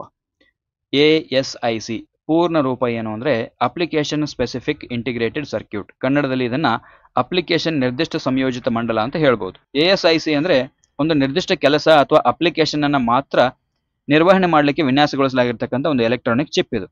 ಉದಾಹರಣೆಗೆ ಒಂದು ಮೊಬೈಲ್ ಫೋನ್ನ ಸಂವಹನವನ್ನು ಮಾತ್ರ ನಿರ್ವಹಣೆ ಮಾಡಲಿಕ್ಕೆ ಅಥವಾ ಬಿಟ್ಕಾಯಿನ್ ಮೈನಿಂಗ್ ಆಗಿ ಮಾತ್ರ ಬಳಸಲಿಕ್ಕೆ ಇದನ್ನ ನಾವು ತಯಾರಿಸಬಹುದು. ಈ ಚಿಪ್ಗಳನ್ನು ಒಂದು ನಿರ್ದಿಷ್ಟ ಕೆಲಸಕ್ಕಾಗಿ ಅತ್ಯಂತ ಪರಿಣಾಮಕಾರಿ ಕಾರ್ಯನಿರ್ವಹಿಸುವಂತೆ ರೂಪಿಸಲಾಗಿರುತ್ತೆ. ಇನ್ನು ASIC ಚಿಪ್ಗಳು ಕಸ್ಟಮ್ ನಿರ್ಮಿತ ಹಾರ್ಡ್ವೇರ್ ಆಗಿದ್ದು ನಿರ್ದಿಷ್ಟ ಕಾರ್ಯಗಳಿಗಾಗಿ ಅತ್ಯುತ್ತಮ ಕಾರ್ಯಕ್ಷಮತೆ ಮತ್ತು ಕಡಿಮೆ ವಿದ್ಯುತ್ ಬಳಕೆಗಾಗಿ ಇವುಗಳನ್ನು ವಿನ್ಯಾಸ ಮಾಡಲಾಗಿದೆ. ಇದು ಸಾಮಾನ್ಯ ಉದ್ದೇಶದ ಪ್ರೊಸೆಸರ್ಗಳಾಗಿರುವಂತಹ CPU ಅಥವಾ GPUಗಳಿಗೆ ವಿರುದ್ಧ ಆಗಿದೆ, ಯಾಕಂದ್ರೆ ಅವು ವಿವಿಧ ಕಾರ್ಯಗಳನ್ನು ನಿರ್ವಹಿಸಲು ವಿನ್ಯಾಸಗೊಳಿಸಲ್ಪಟ್ಟಿರ್ತವೆ. ಇನ್ನು ASICಯ ಐತಿಹಾಸಿಕ ಮತ್ತು ಪ್ರಸ್ತುತ ಮಹತ್ವವನ್ನು ನೋಡ್ತಾ ಹೋಗುವ. ಮೊದಲ ASIC ಚಿಪ್ಗಳನ್ನು 1980ರ ದಶಕದಲ್ಲಿ ಅಭಿವೃದ್ಧಿ ಮಾಡಲಾಯಿತು. ಇಂದು ಅವು ನಮ್ಮ ದೈನಂದಿನ ಜೀವನದ ಅನೇಕ ತಂತ್ರಜ್ಞಾನಗಳಲ್ಲಿ ಪ್ರಮುಖ ಪಾತ್ರ ವಹಿಸಿವೆ. ಉದಾಹರಣೆಗೆ ನಮ್ಮ ಸ್ಮಾರ್ಟ್ಫೋನ್ಗಳು, ಡಿಜಿಟಲ್ ಟಿವಿಗಳು, ಕಾರು ಮತ್ತು ಕ್ರಿಪ್ಟೋ ಕರೆನ್ಸಿ ಮೈನಿಂಗ್ ಯಂತ್ರಗಳಲ್ಲಿ ASICಗಳನ್ನು ಬಳಸಲಾಗುತ್ತೆ. ಇದು ಈ ಪ್ರಶ್ನೆಗೆ ಸಂಬಂಧಪಟ್ಟಂಗೆ. ನೆಕ್ಸ್ಟ್ ಮುಂದಿನ ಪ್ರಶ್ನೆ ಹೋಗುವ. ದೂರ ಸಂಪರ್ಕದ ಚಾನಲ್ ಸಾಮರ್ಥ್ಯವನ್ನು ಮೆಗಾಬೈಟ್ ಅಥವಾ ಗೀಗಾಬಿಟ್ ಪ್ರತಿ ಸೆಕೆಂಡಿಗೆ ಹೀಗೆಂದು ಕರೆಯುತ್ತಾರೆ. ದೂರ ಸಂಪರ್ಕದ ಚಾನಲ್ ಸಾಮರ್ಥ್ಯವನ್ನು ಮೆಗಾಬೈಟ್ ಅಥವಾ ಗೀಗಾಬಿಟ್ ಪ್ರತಿ ಸೆಕೆಂಡಿಗೆ ಹೀಗೆಂದು ಕರೆಯುತ್ತಾರೆ. ಆಪ್ಷನ್ ಎ ಹರ್ಟ್ಸ್, ಬಿ ನೈಜ ಸಮಯ, ಸಿ ಬೌಡ್ ದರ, ಡಿ ಬ್ಯಾಂಡ್ವಿಡ್ತ್. ಸರಿಯಾಗಿರುವಂತಹ ಉತ್ತರ ಯಾವುದು ಇದಕ್ಕೆ? ಎಸ್, ಇದಕ್ಕೆ ಸರಿಯಾಗಿರುವಂತಹ ಉತ್ತರ ಆಪ್ಷನ್ ಡಿ ಬ್ಯಾಂಡ್ವಿಡ್ತ್. ದೂರ ಸಂಪರ್ಕದ ಚಾನಲ್ ಸಾಮರ್ಥ್ಯವನ್ನು ಮೆಗಾಬೈಟ್ ಅಥವಾ ಗೀಗಾಬಿಟ್ ಪ್ರತಿ ಸೆಕೆಂಡ್ಗೆ ಏನಂತ ಕರೀತಾರೆ ಅಂದರೆ ಬ್ಯಾಂಡ್ವಿಡ್ತ್ ಅಂತ ಹೇಳ್ತಾರೆ. ಇದಕ್ಕೆ ಸಂಬಂಧಪಟ್ಟಂಗೆ ಡೀಟೇಲ್ ಆಗಿ ನೋಡ್ತಾ ಹೋಗುವ. ಬ್ಯಾಂಡ್ವಿಡ್ತ್ ಎಂದರೆ ಒಂದು ನಿರ್ದಿಷ್ಟ ಸಮಯದಲ್ಲಿ ಒಂದು ಸಂವಹನ ಮಾಧ್ಯಮ ಅಥವಾ ಚಾನಲ್ ಮೂಲಕ ಹರಿಯುವ ಗರಿಷ್ಠ ಪ್ರಮಾಣದ ದತ್ತಾಂಶವನ್ನ, ಡೇಟಾವನ್ನ ಬ್ಯಾಂಡ್ವಿಡ್ತ್ ಅಂತ ಹೇಳ್ತಾರೆ. ಇದನ್ನು ಸಾಮಾನ್ಯವಾಗಿ ಸೆಕೆಂಡ್ಗೆ ಮೆಗಾಬಿಟ್ಗಳು, MBPS ಅಂದರೆ ಮೆಗಾಬಿಟ್ಸ್ ಪರ್ ಸೆಕೆಂಡ್ ಅಂದಂಗೆ ಅದರ ಅರ್ಥ, ಅಥವಾ ಗೀಗಾಬಿಟ್ಗಳು GBPS ಗೀಗಾಬಿಟ್ ಫಾರ್ ಸೆಕೆಂಡ್ ಅಂದಂಗೆ ಅದರ ಅರ್ಥ. ಆದ್ದರಿಂದ ದೂರ ಸಂಪರ್ಕದ ಚಾನಲ್ ಸಾಮರ್ಥ್ಯವನ್ನು ಮೆಗಾಬೈಟ್ ಅಥವಾ ಗೀಗಾಬಿಟ್ ಪ್ರತಿ ಸೆಕೆಂಡ್ಗೆ ಎಂದು ಕರೆಯೋದನ್ನ ಬ್ಯಾಂಡ್ವಿಡ್ತ್ ಅಂತ ಹೇಳ್ತಾರೆ. ಇದು ದತ್ತಾಂಶ ರವಾನೆಯ ವೇಗವನ್ನ ಸೂಚಿಸುತ್ತೆ. ಇನ್ನು ಹರ್ಟ್ಸ್ ಏನು? ಆಪ್ಷನ್ ಎ ಇದೆ ಹರ್ಟ್ಸ್ ಅಂತ. ಇದು ಆವರ್ತನದ ಅಳತೆಯ ಘಟಕ. ಇದು ಫ್ರೀಕ್ವೆನ್ಸಿಯನ್ನು ಅಳತೆ ಮಾಡ್ತಕ್ಕಂಥ ಒಂದು ಘಟಕ. ಇದು ಒಂದು ವಿದ್ಯುತ್ಕಾಂತೀಯ ತರಂಗವು ಒಂದು ಸೆಕೆಂಡ್ನಲ್ಲಿ ಎಷ್ಟು ಬಾರಿ ಏರಿಳಿತಗೊಳ್ಳುತ್ತೆ ಅನ್ನುವಂಥದ್ದನ್ನು ಸೂಚಿಸುತ್ತೆ. ಇದು ಬ್ಯಾಂಡ್ವಿಡ್ತ್ಗೆ ಸಂಬಂಧಪಟ್ಟಿದ್ರೂ ಕೂಡ ಅದು ದತ್ತಾಂಶ ರವಾನೆ ದರವನ್ನು ನೇರವಾಗಿ ಅಳೆಯೋದಿಲ್ಲ. ಉದಾಹರಣೆಗೆ ಒಂದು ರೇಡಿಯೋ ಕೇಂದ್ರದ ಆವರ್ತನವನ್ನು ನಾವು ಮೆಗಾ ಹರ್ಟ್ಸ್ಗಳಲ್ಲಿ ಅಳತೆ ಮಾಡ್ತೀವಿ, ದತ್ತಾಂಶ ರವಾನೆಯ ವೇಗವನ್ನ ಅಲ್ಲ, ಬ್ಯಾಂಡ್ವಿಡ್ತ್ ಅಲ್ಲ. ಹೀಗಾಗಿ ಹರ್ಟ್ಸ್ ಬೇರೆ, ಬ್ಯಾಂಡ್ವಿಡ್ತ್ ಬೇರೆ. ಇನ್ನು ಆಪ್ಷನ್ ಬಿ ನೈಜ ಸಮಯ, ರಿಯಲ್ ಟೈಮ್. ಇದು ದತ್ತಾಂಶ ಸಂಸ್ಕರಣೆ ಅಥವಾ ಪ್ರಸರಣವು ತಕ್ಷಣವೇ ನಡೆಯುವಂಥ ಒಂದು ಪ್ರಕ್ರಿಯೆಯನ್ನು ಸೂಚಿಸುತ್ತೆ. ಉದಾಹರಣೆಗೆ ಲೈವ್ ವಿಡಿಯೋ ಸ್ಟ್ರೀಮಿಂಗ್ ಅಥವಾ ವಿಡಿಯೋ ಕರೆಗಳು ನೈಜ ಸಮಯದಲ್ಲಿ ನಡೀತವೆ. ಇದು ದತ್ತಾಂಶ ಹರಿವಿನ ಸಾಮರ್ಥ್ಯವನ್ನು ಸೂಚಿಸುವಂತ ಅಳತೆಯಾಗಿದೆ ಹೊರತಾಗಿ ಘಟಕ ಅಲ್ಲ, ಬದಲಾಗಿ ಇದೊಂದು ಪ್ರತಿಕ್ರಿಯೆಯ ಗುಣಲಕ್ಷಣ ಆಗಿದೆ. ಇದು ದತ್ತಾಂಶ ಹರಿವಿನ ಸಾಮರ್ಥ್ಯವನ್ನು ಸೂಚಿಸುವಂತ ಅಳತೆ ಘಟಕ ಅಲ್ಲ, ಬದಲಾಗಿ ಇದು ಒಂದು ಪ್ರಕ್ರಿಯೆಯ ಗುಣಲಕ್ಷಣ ಆಗಿದೆ. ಇನ್ನು ಬೌಡ್ ದರ ಅಂದ್ರೆ ಏನು? ಇದು ಒಂದು ಸೆಕೆಂಡ್ನಲ್ಲಿ ಒಂದು ಸಂಕೇತದಲ್ಲಿ ಬದಲಾವಣೆ ಆಗುವಂತ ಸಂಖ್ಯೆಯನ್ನು ಸೂಚಿಸುತ್ತೆ. ಇದು ಪ್ರತಿ ಸೆಕೆಂಡ್ಗೆ ಸಾಗಿಸುವಂತ ಬಿಟ್ಗಳ ಸಂಖ್ಯೆಗೆ, ಬಿಟ್ಸ್ ಪರ್ ಸೆಕೆಂಡ್ಗೆ ಸಮಾನ ಆಗಿರ್ಬೋದು ಅಥವಾ ಇಲ್ಲೇ ಕೂಡ ಇರಬಹುದು. ಆಧುನಿಕ ಸಂವಹನ ವ್ಯವಸ್ಥೆಗಳಲ್ಲಿ ಒಂದು ಸಂಕೇತವು ಒಂದಕ್ಕಿಂತ ಹೆಚ್ಚು ಬಿಟ್ಗಳನ್ನು ಸಾಗಿಸಬಲ್ಲದು. ಆದ್ದರಿಂದ ಬೌಡ್ ದರವು ಬಿಟ್ ದರಕ್ಕೆ ಸಮಾನ ಅಲ್ಲ. ಬ್ಯಾಂಡ್ವಿಡ್ತ್ ಅನ್ನುವಂಥದ್ದು ಹೆಚ್ಚು ವಿಶಾಲವಾಗಿರುವಂಥ ಮತ್ತು ಸರಿಯಾಗಿರ್ತಕ್ಕಂಥ ಪದ ಆಗಿದೆ ಈ ಪ್ರಶ್ನೆಗೆ. ಆದ್ದರಿಂದ ಬ್ಯಾಂಡ್ವಿಡ್ತ್ ಅನ್ನುವಂಥದ್ದು ಸರಿಯಾಗಿರುವಂಥ ಉತ್ತರ. ಇನ್ನು ಬ್ಯಾಂಡ್ವಿಡ್ತ್ ಬಗ್ಗೆ ಇನ್ನೊಂದು ಸ್ವಲ್ಪ ಮಾಹಿತಿಯನ್ನು ನಾವು ನೋಡ್ತಾ ಹೋಗುವ. ಬ್ಯಾಂಡ್ವಿಡ್ತ್ ಅನ್ನುವಂಥದ್ದು ಒಂದು ಮಾಹಿತಿ ರವಾನೆ ಚಾನೆಲ್ನ ಗರಿಷ್ಠವಾದ ಸಾಮರ್ಥ್ಯ. ಇದು ದತ್ತಾಂಶವನ್ನು ಸಾಗಿಸುವ ಹೈವೇಯ ಅಗಲದಂತೆ, ಹೈವೇ ಅಗಲ ಹೆಚ್ಚಿದಷ್ಟು ಹೆಚ್ಚು ವಾಹನಗಳು ದತ್ತಾಂಶ ಒಂದೇ ಸಮಯದಲ್ಲಿ ಚಲಿಸಬಹುದು. ನೋಡಿ, ಬ್ಯಾಂಡ್ ವಿಡ್ತ್ ಅಂದ್ರೆ ಅಗಲ ಅಂದಂಗಾಗುತ್ತೆ. ಹೈವೇ ಅಗಲ ಹೆಂಗಾಗುತ್ತೆ, ಹೈವೇ ಅಗಲ ಜಾಸ್ತಿ ಆಯಿತು ಅಂದರೆ ವಾಹನಗಳು ಹೆಚ್ಚು ಹೋಗ್ಬೋದು. ಹಾಗೆಯೇ ಈ ಬ್ಯಾಂಡ್ ವಿಡ್ತ್ ಜಾಸ್ತಿ ಆಯಿತು ಅಂದರೆ ಅಲ್ಲಿ ಏನಾಗ್ಬೋದು ಅಂತಂದರೆ ಮಾಹಿತಿ ರವಾನೆ ಕೂಡ ಜಾಸ್ತಿ ಆಗ್ಬೋದು ಅನ್ನಂಗೆ ಅದರ ಅರ್ಥ. ಇನ್ನು ಅಂತರ್ ಸಂಪರ್ಕ ಹೆಂಗೆ, ಬ್ಯಾಂಡ್ ವಿಡ್ತ್, ಬೌಡ್ ದರ ಮತ್ತು ಹರ್ಟ್ಸ್ ಇವೆಲ್ಲವೂ ದೂರ ಸಂಪರ್ಕದಲ್ಲಿ ಪರಸ್ಪರ ಸಂಬಂಧವನ್ನು ಹೊಂದಿದ್ದಾವೆ. ಒಂದು ಸಂವಹನ ಚಾನೆಲ್ನ ಆವರ್ತನ ಶ್ರೇಣಿ ದೊಡ್ಡದಾಗಿದ್ದಷ್ಟು ಅದು ಹೆಚ್ಚಿನ ದತ್ತಾಂಶವನ್ನು ಸಾಗಿಸುವ ಸಾಮರ್ಥ್ಯವನ್ನು ಹೊಂದಿರುತ್ತೆ. ಅಂದರೆ ಫ್ರೀಕ್ವೆನ್ಸಿ ರೇಂಜ್ ದೊಡ್ಡದಾದಷ್ಟು ಬ್ಯಾಂಡ್ ವಿಡ್ತ್ನ ಸಾಮರ್ಥ್ಯ ಕೂಡ ಜಾಸ್ತಿ ಆಗುತ್ತೆ ಅನ್ನಂಗೆ ಅರ್ಥ. ಇನ್ನು ದೈನಂದಿನ ಜೀವನದಲ್ಲಿ ಬ್ಯಾಂಡ್ ವಿಡ್ತ್, ನಾವು ಇಂಟರ್ನೆಟ್ ಸಂಪರ್ಕವನ್ನು ಖರೀದಿ ಮಾಡುವಾಗ 100 Mbps ಅಥವಾ 1 Gbps ಅನ್ನುವಂಥ ವೇಗವನ್ನು ನೋಡ್ತೀವಿ. ಇದು ಬ್ಯಾಂಡ್ ವಿಡ್ತ್ನ ಅಳತೆಯಾಗಿದೆ. ಇದರರ್ಥ ಆ ಸಂಪರ್ಕವು ಗರಿಷ್ಠ 1 ಸೆಕೆಂಡಿಗೆ 100 ಮೆಗಾಬಿಟ್ಗಳ ದತ್ತಾಂಶವನ್ನು ರವಾನೆ ಮಾಡಬಹುದು. ಈ ವೇಗವು ವಿಡಿಯೋ ಸ್ಟ್ರೀಮಿಂಗ್ ಆಗಿರ್ಬೋದು, ಆನ್ಲೈನ್ ಗೇಮಿಂಗ್ ಆಗಿರ್ಬೋದು ಮತ್ತು ಫೈಲ್ಗಳನ್ನು ಡೌನ್ಲೋಡ್ ಮಾಡುವ ನಮ್ಮ ಅನುಭವದ ಮೇಲೆ ನೇರವಾದ ಪರಿಣಾಮವನ್ನು ಬೀರುತ್ತೆ. ಅರ್ಥ ಆಯ್ತಾ? ಎಸ್, ಇದು ಈ ಪ್ರಶ್ನೆಗೆ ಸಂಬಂಧಪಟ್ಟಂಗೆ. ಇನ್ನು ನೆಕ್ಸ್ಟ್ ಮುಂದಿನ ಪ್ರಶ್ನೆ ಹೋಗುವ. ಗಣಕಯಂತ್ರವು ಚಾಲನೆಯಲ್ಲಿರುವಾಗ ಒಂದು ಅರೆವಾಹಕ ಸಾಧನವು ಮಾಹಿತಿಯನ್ನು ಸಂಗ್ರಹಿಸುತ್ತದೆ ಮತ್ತು ಮಾರ್ಪಡಿಸುತ್ತದೆ. ಆದರೆ ಗಣಕಯಂತ್ರವನ್ನು ಆಫ್ ಮಾಡಿದಾಗ ಮಾಹಿತಿ ಉಳಿದುಕೊಂಡಿರುತ್ತದೆ. ಇದನ್ನು ಹೀಗೆಂದು ಕರೆಯುತ್ತಾರೆ: flash memory, buffer memory, random access memory, ಅಸ್ಪಷ್ಟ ಮೆಮೊರಿ. ಯಾವುದು? ಎಸ್, ಇದಕ್ಕೆ ಸರಿಯಾಗಿರುವಂಥ ಉತ್ತರ ಆಪ್ಷನ್ ಎ, ಫ್ಲ್ಯಾಶ್ ಮೆಮೊರಿ. ನೋಡಿ ಏನು ಹೇಳ್ತಾರೆ, ಗಣಕಯಂತ್ರವು ಚಾಲನೆಯಲ್ಲಿರುವಾಗ ಒಂದು ಅರೆವಾಹಕ ಸಾಧನ ಮಾಹಿತಿಯನ್ನು ಸಂಗ್ರಹ ಮಾಡ್ಕೊಳ್ತಾ ಇರುತ್ತೆ ಮತ್ತು ಮಾರ್ಪಾಡು ಮಾಡುತ್ತೆ. ಆದರೆ ಗಣಕಯಂತ್ರವನ್ನು ಆಫ್ ಮಾಡಿದಾಗ ಮಾಹಿತಿ ಸ್ವಲ್ಪ ಉಳ್ಕೊಂಡಿರುತ್ತಲ್ಲ, ಇದನ್ನು ಏನಂತ ಕರೀತಾರೆ ಅಂದರೆ ಫ್ಲ್ಯಾಶ್ ಮೆಮೊರಿ ಅಂತ ಹೇಳ್ತಾರೆ. ಇದಕ್ಕೆ ಸಂಬಂಧಪಟ್ಟಂಗೆ ನಾವು ಸ್ವಲ್ಪ ಮಾಹಿತಿಯನ್ನು ನೋಡ್ತಾ ಹೋಗುವ. ನೋಡಿ, ಪ್ರಶ್ನೆಯು ಒಂದು ಅರೆವಾಹಕ ಸಾಧನವು ಗಣಕಯಂತ್ರವು ಚಾಲನೆಯಲ್ಲಿರುವಾಗ ಮಾಹಿತಿಯನ್ನು ಸಂಗ್ರಹ ಮಾಡುತ್ತೆ ಮತ್ತು ಮಾರ್ಪಾಡು ಮಾಡುತ್ತೆ. ಆದರೆ ಗಣಕಯಂತ್ರವನ್ನು ಆಫ್ ಮಾಡಿದಾಗಲೂ ಕೂಡ ಮಾಹಿತಿ ಉಳ್ಕೊಂಡಿರುತ್ತೆ ಎಂದು ವಿವರಣೆ ಮಾಡುತ್ತೆ. ಈ ಗುಣಲಕ್ಷಣವು ಫ್ಲ್ಯಾಶ್ ಮೆಮೊರಿಗೆ ಸಂಬಂಧಪಟ್ಟಿದೆ. ಫ್ಲ್ಯಾಶ್ ಮೆಮೊರಿಯು ಅಸ್ಥಿರವಲ್ಲದ ಮೆಮೊರಿ ಆಗಿದೆ. ನಾನ್ ವೊಲಟೈಲ್ ಮೆಮೊರಿಗೆ ಇದಕ್ಕೆ ಇದು ಸೇರಿದೆ. ಅಸ್ಥಿರವಲ್ಲದ ಮೆಮೊರಿ ಅಂದರೆ ವಿದ್ಯುತ್ ಸಂಪರ್ಕ ಕಡಿತಗೊಂಡಾಗಲೂ ಕೂಡ ಅದರಲ್ಲಿರ್ತಕ್ಕಂಥ ದತ್ತಾಂಶ ಅನ್ನುವಂಥದ್ದು ಅಳಿಸಿ ಹೋಗೋದಿಲ್ಲ, ಡಿಲೀಟ್ ಆಗೋದಿಲ್ಲ. ಉದಾಹರಣೆಗೆ ಪೆನ್ ಡ್ರೈವ್ ಆಗಿರ್ಬೋದು, SSD ಆಗಿರ್ಬೋದು. SSD ಅಂದರೆ ಸಾಲಿಡ್ ಸ್ಟೇಟ್ ಡ್ರೈವ್ ಮತ್ತು ಮೆಮೊರಿ ಕಾರ್ಡ್ಗಳು ಇದೇ ಒಂದು ತಂತ್ರಜ್ಞಾನವನ್ನು ಆಧರಿಸಿವೆ.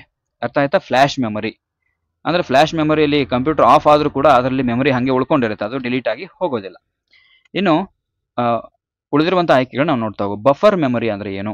ಇದು ಒಂದು ತಾತ್ಕಾಲಿಕ ಸಂಗ್ರಹಣಾ ಸ್ಥಳ. ಇದು ಮಾಹಿತಿಯನ್ನು ಒಂದು ಸ್ಥಳದಿಂದ ಮತ್ತೊಂದು ಸ್ಥಳಕ್ಕೆ ವರ್ಗಾವಣೆ ಮಾಡುವಾಗ ಸುಗಮವಾಗಿ ಹರಿಯಲಿಕ್ಕೆ ಬಳಸಲಾಗುತ್ತೆ. ಉದಾಹರಣೆಗೆ ವಿಡಿಯೋ ಸ್ಟ್ರೀಮಿಂಗ್ ಮಾಡುವಾಗ ಸ್ವಲ್ಪ ಮಾಹಿತಿಯನ್ನು ಬಫರ್ ಮೆಮೊರಿಯಲ್ಲಿ ಸಂಗ್ರಹ ಮಾಡಲಾಗುತ್ತೆ. ಇದು ತಾತ್ಕಾಲಿಕವಾಗಿರ್ತಕ್ಕಂಥ ಮೆಮೊರಿ, ಇದು ಬಫರ್ ಮೆಮೊರಿ ಅಂದರೆ. ಇನ್ನು ರ್ಯಾಂಡಮ್ ಆಕ್ಸೆಸ್ ಮೆಮೊರಿ ನಮಗೆ ಗೊತ್ತಿದೆ, ರ್ಯಾಮ್. ಇದು ಕಂಪ್ಯೂಟರ್ನ ಪ್ರಮುಖ ಕಾರ್ಯನಿರ್ವಹಣಾ ಮೆಮೊರಿ. ಇದು ಪ್ರೊಸೆಸರ್ನೊಂದಿಗೆ ನೇರವಾಗಿ ಸಂವಹನ ನಡೆಸುತ್ತೆ ಮತ್ತು ಪ್ರಸ್ತುತ ಕಾರ್ಯವನ್ನು ನಿರ್ವಹಿಸುತ್ತಿರುವ ಪ್ರೋಗ್ರಾಮ್ಗಳ ದತ್ತಾಂಶವನ್ನು ಸಂಗ್ರಹ ಮಾಡುತ್ತೆ. ಇದು ಅಸ್ಥಿರ ಮೆಮೊರಿ ವಿಧಕ್ಕೆ ಸೇರಿದೆ, ವೊಲಟೈಲ್ ಮೆಮೊರಿ ಆಗಿದೆ ಇದು. ಅಂದರೆ ಕಂಪ್ಯೂಟರ್ ಆಫ್ ಮಾಡಿದ ತಕ್ಷಣ ಇದರಲ್ಲಿರ್ತಕ್ಕಂಥ ಎಲ್ಲ ಮಾಹಿತಿ ಏನಾಗುತ್ತೆ ಅಂದರೆ ಅಳಿಸಿ ಹೋಗುತ್ತೆ. ಇದು ಪ್ರಶ್ನೆಯಲ್ಲಿ ನೀಡಿರ್ತಕ್ಕಂಥ ಗುಣಲಕ್ಷಣಕ್ಕೆ ವಿರುದ್ಧ ಆಗಿದೆ, ಯಾಕಂದರೆ ಅಲ್ಲಿ ನಾನ್ ವೊಲಟೈಲ್ ಅಂತ ಅವ್ರು ಕೇಳ್ತಾರೆ. ಇನ್ನು ಆಪ್ಷನ್ ಡಿ, ಅಸ್ಪಷ್ಟ ಮೆಮೊರಿ, ವೇಗ್ ಮೆಮೊರಿ ಅಂತ ಇದನ್ನು ಹೇಳ್ತಾರೆ. ಇದು ತಾಂತ್ರಿಕವಾಗಿ ಗಣಕಯಂತ್ರದ ಮೆಮೊರಿ ಪ್ರಕಾರ ಅಲ್ಲ, ಇದೊಂದು ಸಾಮಾನ್ಯ ಪದ ಆಗಿದೆ. ಯಾವುದೇ ನಿರ್ದಿಷ್ಟ ಸಂಗತಿಯನ್ನು ಸರಿಯಾಗಿ ನೆನಪಿಟ್ಟುಕೊಳ್ಳಲು ಸಾಧ್ಯವಾಗದ ಸ್ಥಿತಿಯನ್ನು ಇದು ಸೂಚಿಸುತ್ತೆ. ಇದನ್ನು ಗೊಂದಲ ಮಾಡಲಿಕ್ಕೆ ಅಂತಲೇ ಆಯ್ಕೆಗಳಲ್ಲಿ ಸೇರಿಸಿದ್ದಾರೆ ಅಷ್ಟೇ. ಓಕೆ, ಇನ್ನು ಗಣಕಯಂತ್ರದ ಪ್ರಮುಖ ಮೆಮೊರಿ ವಿಧಗಳನ್ನ ನಾವು ನೋಡ್ತಾ ಹೋಗುವ. ಗಣಕಯಂತ್ರದ ಮೆಮೊರಿಯನ್ನು ಮುಖ್ಯವಾಗಿ 2 ವಿಧಗಳಾಗಿ ನಾವು ವರ್ಗೀಕರಣ ಮಾಡ್ತೀವಿ. ಒಂದು ಅಸ್ಥಿರ ಮೆಮೊರಿ, ಇನ್ನೊಂದು ಅಸ್ಥಿರವಲ್ಲದ memory, volatile memory, non volatile memory. ಹಾಗಾದರೆ ಅಸ್ಥಿರ ಮೆಮೊರಿ ಅಂದರೆ ಏನು? ವಿದ್ಯುತ್ ಸಂಪರ್ಕ ಇರುವವರೆಗೆ ಮಾತ್ರ ದತ್ತಾಂಶವನ್ನು ನೆನಪಿನಲ್ಲಿ ಇಟ್ಕೊಳ್ಳುವಂಥದ್ದು ಯಾವುದು ಅಂದರೆ ಅಸ್ಥಿರವಾದ ಮೆಮೊರಿ. ನಂತರ ಅದು ಅಳಿಸಿ ಹೋಗ್ಬಿಡುತ್ತೆ. ಇದಕ್ಕೆ ಉದಾಹರಣೆಗೆ ರ್ಯಾಮ್, ರ್ಯಾಂಡಮ್ ಆಕ್ಸೆಸ್ ಮೆಮೊರಿ. ಇದು ವೇಗವಾಗಿ ಕಾರ್ಯನಿರ್ವಹಿಸುತ್ತೆ ಮತ್ತು ಪ್ರಸ್ತುತ ಚಾಲನೆಯಲ್ಲಿರುವಂಥ ಅಪ್ಲಿಕೇಶನ್ಗಳಿಗೆ ದತ್ತಾಂಶವನ್ನು ಒದಗಿಸುತ್ತೆ. ಯಾವಾಗ ಕರೆಂಟ್ ಹೋಗುತ್ತೆ ಆವಾಗ ವಿದ್ಯುತ್ ಸಂಪರ್ಕ ಇರೋ ತನಕ ಮಾತ್ರ ಇದು ಕೆಲಸ ಮಾಡುತ್ತೆ, ದತ್ತಾಂಶವನ್ನು ಸಂಗ್ರಹ ಮಾಡುತ್ತೆ. ಯಾವಾಗ ಕರೆಂಟ್ ಹೋಗುತ್ತೆ ಅಥವಾ ವಿದ್ಯುತ್ ಸಂಪರ್ಕ ಕಡಿತ ಆಗುತ್ತೆ ಆವಾಗ ಅದೆಲ್ಲ ಮರ್ತು ಬಿಡುತ್ತೆ. ಇನ್ನು ಅಸ್ಥಿರವಲ್ಲದ ಮೆಮೊರಿ, ನಾನ್ ವೊಲಟೈಲ್ ಮೆಮೊರಿ. ವಿದ್ಯುತ್ ಸಂಪರ್ಕ ಇಲ್ಲದೆ ಇದ್ರೂ ಕೂಡ ದತ್ತಾಂಶವನ್ನು ನೆನಪಿನಲ್ಲಿಟ್ಕೊಳ್ಳುವಂಥದ್ದು ಯಾವುದು ಅಂದರೆ ನಾನ್ ವೊಲಟೈಲ್ ಮೆಮೊರಿ. ಉದಾಹರಣೆಗೆ ಫ್ಲ್ಯಾಶ್ ಮೆಮೊರಿ ಕಾರ್ಡ್ಗಳಾಗಿರ್ಬೋದು, ಹಾರ್ಡ್ ಡಿಸ್ಕ್ಗಳಾಗಿರ್ಬೋದು ಮತ್ತು ಸಾಲಿಡ್ ಸ್ಟೇಟ್ ಡ್ರೈವ್ಗಳು. ಇವು ದೀರ್ಘಕಾಲದ ದತ್ತಾಂಶ ಸಂಗ್ರಹಣೆಗಾಗಿ ಬಳಕೆ ಆಗ್ತವೆ. ಇನ್ನು ಗಣಕಯಂತ್ರದ ಮೆಮೊರಿ ವಿಧಗಳನ್ನು ನಾವು ನೋಡ್ತಾ ಹೋಗುವಾಗ ಇಲ್ಲಿ ಫ್ಲ್ಯಾಶ್ ಮೆಮೊರಿಯ ಮಹತ್ವ ಏನು? ಚಿತ್ರದಲ್ಲಿ ನೀವು ನೋಡ್ತಾ ಇದ್ದೀರಿ. ಫ್ಲ್ಯಾಶ್ ಮೆಮೊರಿಯು ಯಾವುದೇ ಚಲಿಸುವಂಥ ಭಾಗಗಳನ್ನು ಹೊಂದಿಲ್ಲ. ಇದು ಕಾಂಪ್ಯಾಕ್ಟ್ ಆಗಿರ್ತಕ್ಕಂಥ ಅಂದರೆ ಸಣ್ಣದಾಗಿದೆ ಮತ್ತು ಬಾಳಿಕೆ ಬರುತ್ತೆ. ಇದೇ ಗುಣಲಕ್ಷಣಗಳಿಂದಾಗಿ ಇದನ್ನು ಇವತ್ತು ಸ್ಮಾರ್ಟ್ಫೋನ್ಗಳಲ್ಲಿ, ಡಿಜಿಟಲ್ ಕ್ಯಾಮ್ರಾಗಳಲ್ಲಿ, ಟ್ಯಾಬ್ಲೆಟ್ಗಳಲ್ಲಿ, ಪೆನ್ ಡ್ರೈವ್ಗಳಲ್ಲಿ ಮತ್ತು SSDಗಳಂಥ ಸಾಧನಗಳಲ್ಲಿ ಹೆಚ್ಚಾಗಿ ಈ ಫ್ಲ್ಯಾಶ್ ಮೆಮೊರಿಯನ್ನು ಬಳಸ್ತಾರೆ. ಇದು ದತ್ತಾಂಶವನ್ನು ವೇಗವಾಗಿ ಓದುತ್ತೆ ಮತ್ತು ಬರೆಯಲಿಕ್ಕೆ ಸಹಾಯ ಮಾಡುತ್ತೆ, ರೀಡ್ ಆ್ಯಂಡ್ ರೈಟ್ ಮಾಡುತ್ತೆ ಅಂತ ಅದರ ಅರ್ಥ. ಸೊ ಇದು ಫ್ಲ್ಯಾಶ್ ಮೆಮೊರಿಗೆ ಸಂಬಂಧಪಟ್ಟಂಗೆ ಆಯಿತು. ಇನ್ನು ಮುಂದಿನ ಪ್ರಶ್ನೆ ಹೋಗುವ. ದೂರ ಸಂಪರ್ಕದ ನೆಟ್ವರ್ಕ್ ವಿಸ್ತಾರದ ಭೌಗೋಳಿಕ ಪ್ರದೇಶವಾದ ರಾಜ್ಯ ಅಥವಾ ದೇಶವನ್ನು ವ್ಯಾಪಿಸಿದಾಗ ಅದನ್ನು ಹೇಗೆ ಕರೀತಾರೆ? ಎಲ್ಲಾ ಪ್ರದೇಶದ ನೆಟ್ವರ್ಕ್, ಜಾಗತಿಕ ಪ್ರದೇಶದ ನೆಟ್ವರ್ಕ್, ಸ್ಥಳೀಯ ಪ್ರದೇಶದ ನೆಟ್ವರ್ಕ್, ವಿಶಾಲವಾದ ಪ್ರದೇಶದ ನೆಟ್ವರ್ಕ್. ಪ್ರಶ್ನೆ ಒಳಗಡೆ ಉತ್ತರ ಇದೆ.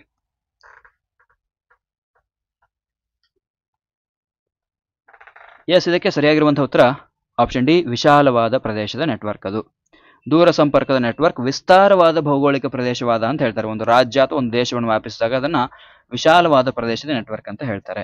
ಇದಕ್ಕೆ ಸಂಬಂಧಪಟ್ಟಂಗೆ ಸ್ವಲ್ಪ ಮಾಹಿತಿಯನ್ನು ನೋಡ್ತಾ ಹೋಗುವ. Wide area network. ಅದು ವಿಶಾಲವಾದ ಪ್ರದೇಶದ ನೆಟ್ವರ್ಕ್ ಅಂದ್ರೆ ವೈಡ್ ಏರಿಯಾ ನೆಟ್ವರ್ಕ್, WAN ಅಂತ ಅದನ್ನ ಹೇಳ್ತಾರೆ. ದೂರ ಸಂಪರ್ಕ ಜಾಲವು ವಿಶಾಲವಾದ ಭೌಗೋಳಿಕ ಪ್ರದೇಶ ಅಂದ್ರೆ ಒಂದು ದೇಶ, ಒಂದು ರಾಜ್ಯ ಅಥವಾ ಒಂದು ಖಂಡವನ್ನು ವ್ಯಾಪಿಸಿದಾಗ ಅದನ್ನ ನಾವು ವಿಶಾಲವಾದ ಪ್ರದೇಶದ ನೆಟ್ವರ್ಕ್, ವೈಡ್ ಏರಿಯಾ ನೆಟ್ವರ್ಕ್ ಅಂತ ಹೇಳ್ತೀವಿ. ವ್ಯಾನ್ ಅನ್ನುವಂಥದ್ದು ಒಂದು ದೊಡ್ಡ ದೂರ ಸಂಪರ್ಕ ಜಾಲವಾಗಿದ್ದು ದೂರದಲ್ಲಿರ್ತಕ್ಕಂಥ ಕಂಪ್ಯೂಟರ್ಗಳು ಮತ್ತು ಲ್ಯಾನ್ ಜಾಲಗಳನ್ನ ಇದು ಸಂಪರ್ಕ ಮಾಡುತ್ತೆ. ಇನ್ನು ಎಲ್ಲಾ ಪ್ರದೇಶದ ನೆಟ್ವರ್ಕ್ ಅಂದ್ರೆ ಏನು? All area network, AAN. ಈ ರೀತಿಯ ಯಾವುದೇ ಪ್ರಮಾಣಿತ ದೂರ ಸಂಪರ್ಕ ಜಾಲದ ವಿಧ ಇಲ್ಲ. ತಾಂತ್ರಿಕವಾಗಿ ಇದು ಜಾಗತಿಕ ಪ್ರದೇಶದ ನೆಟ್ವರ್ಕ್, ಗ್ಲೋಬಲ್ ಏರಿಯಾ ನೆಟ್ವರ್ಕ್ ಅನ್ನು ಸೂಚಿಸಬಹುದು. ಆದರೆ ಇದು ಪ್ರಮಾಣಿತ ಪದ ಅಲ್ಲ. ಸ್ಪರ್ಧಾತ್ಮಕ ಪರೀಕ್ಷೆಗಳಲ್ಲಿ ಪ್ರಚಲಿತ ಮತ್ತು ಪ್ರಮಾಣಿತವಾದ ತಾಂತ್ರಿಕ ಪದಗಳನ್ನು ಮಾತ್ರ ಬಳಸಲಾಗುತ್ತೆ. ಆದ್ದರಿಂದ ಇದು ತಪ್ಪಾಗಿರ್ತಕ್ಕಂಥ ಆಯ್ಕೆ ಆಗಿದೆ. ಇನ್ನು ಜಾಗತಿಕ ಪ್ರದೇಶದ network, global area network, GAN ಅನ್ನುವಂಥದ್ದು ಒಂದು ತಾಂತ್ರಿಕ ಪದ. ಇದು ಸಂಪೂರ್ಣ ಜಗತ್ತನ್ನು ವ್ಯಾಪಿಸುವಂಥ ನೆಟ್ವರ್ಕ್ ಅನ್ನು ಸೂಚಿಸುತ್ತೆ. ಇದು ಸಾಮಾನ್ಯವಾಗಿ ಉಪಗ್ರಹ ಅಥವಾ ಅಂತಾರಾಷ್ಟ್ರೀಯ ಕೇಬಲ್ ವ್ಯವಸ್ಥೆಗಳ ಮೂಲಕ ಸಂಪರ್ಕ ಆಗುತ್ತೆ. ಆದರೆ ಈ ಪ್ರಶ್ನೆ ಕೇವಲ ಒಂದು ರಾಜ್ಯ ಅಥವಾ ಒಂದು ದೇಶವನ್ನು ಉಲ್ಲೇಖ ಮಾಡಿರೋದ್ರಿಂದಾಗಿ WAN ಅನ್ನುವಂಥದ್ದು ರಾಜ್ಯ ಅಥವಾ ದೇಶವನ್ನು ವ್ಯಾಪಿಸುತ್ತೆ. ಆದರೆ GAN ಅನ್ನುವಂಥದ್ದು ಇಡೀ ಜಗತ್ತನ್ನು ಒಳಗೊಳ್ಳುತ್ತೆ. ಆದ್ದರಿಂದ WAN ಹೆಚ್ಚು ಸೂಕ್ತ ಮತ್ತು ನಿರ್ದಿಷ್ಟವಾಗಿರುವಂತಹ ಉತ್ತರ ಆಗಿದೆ.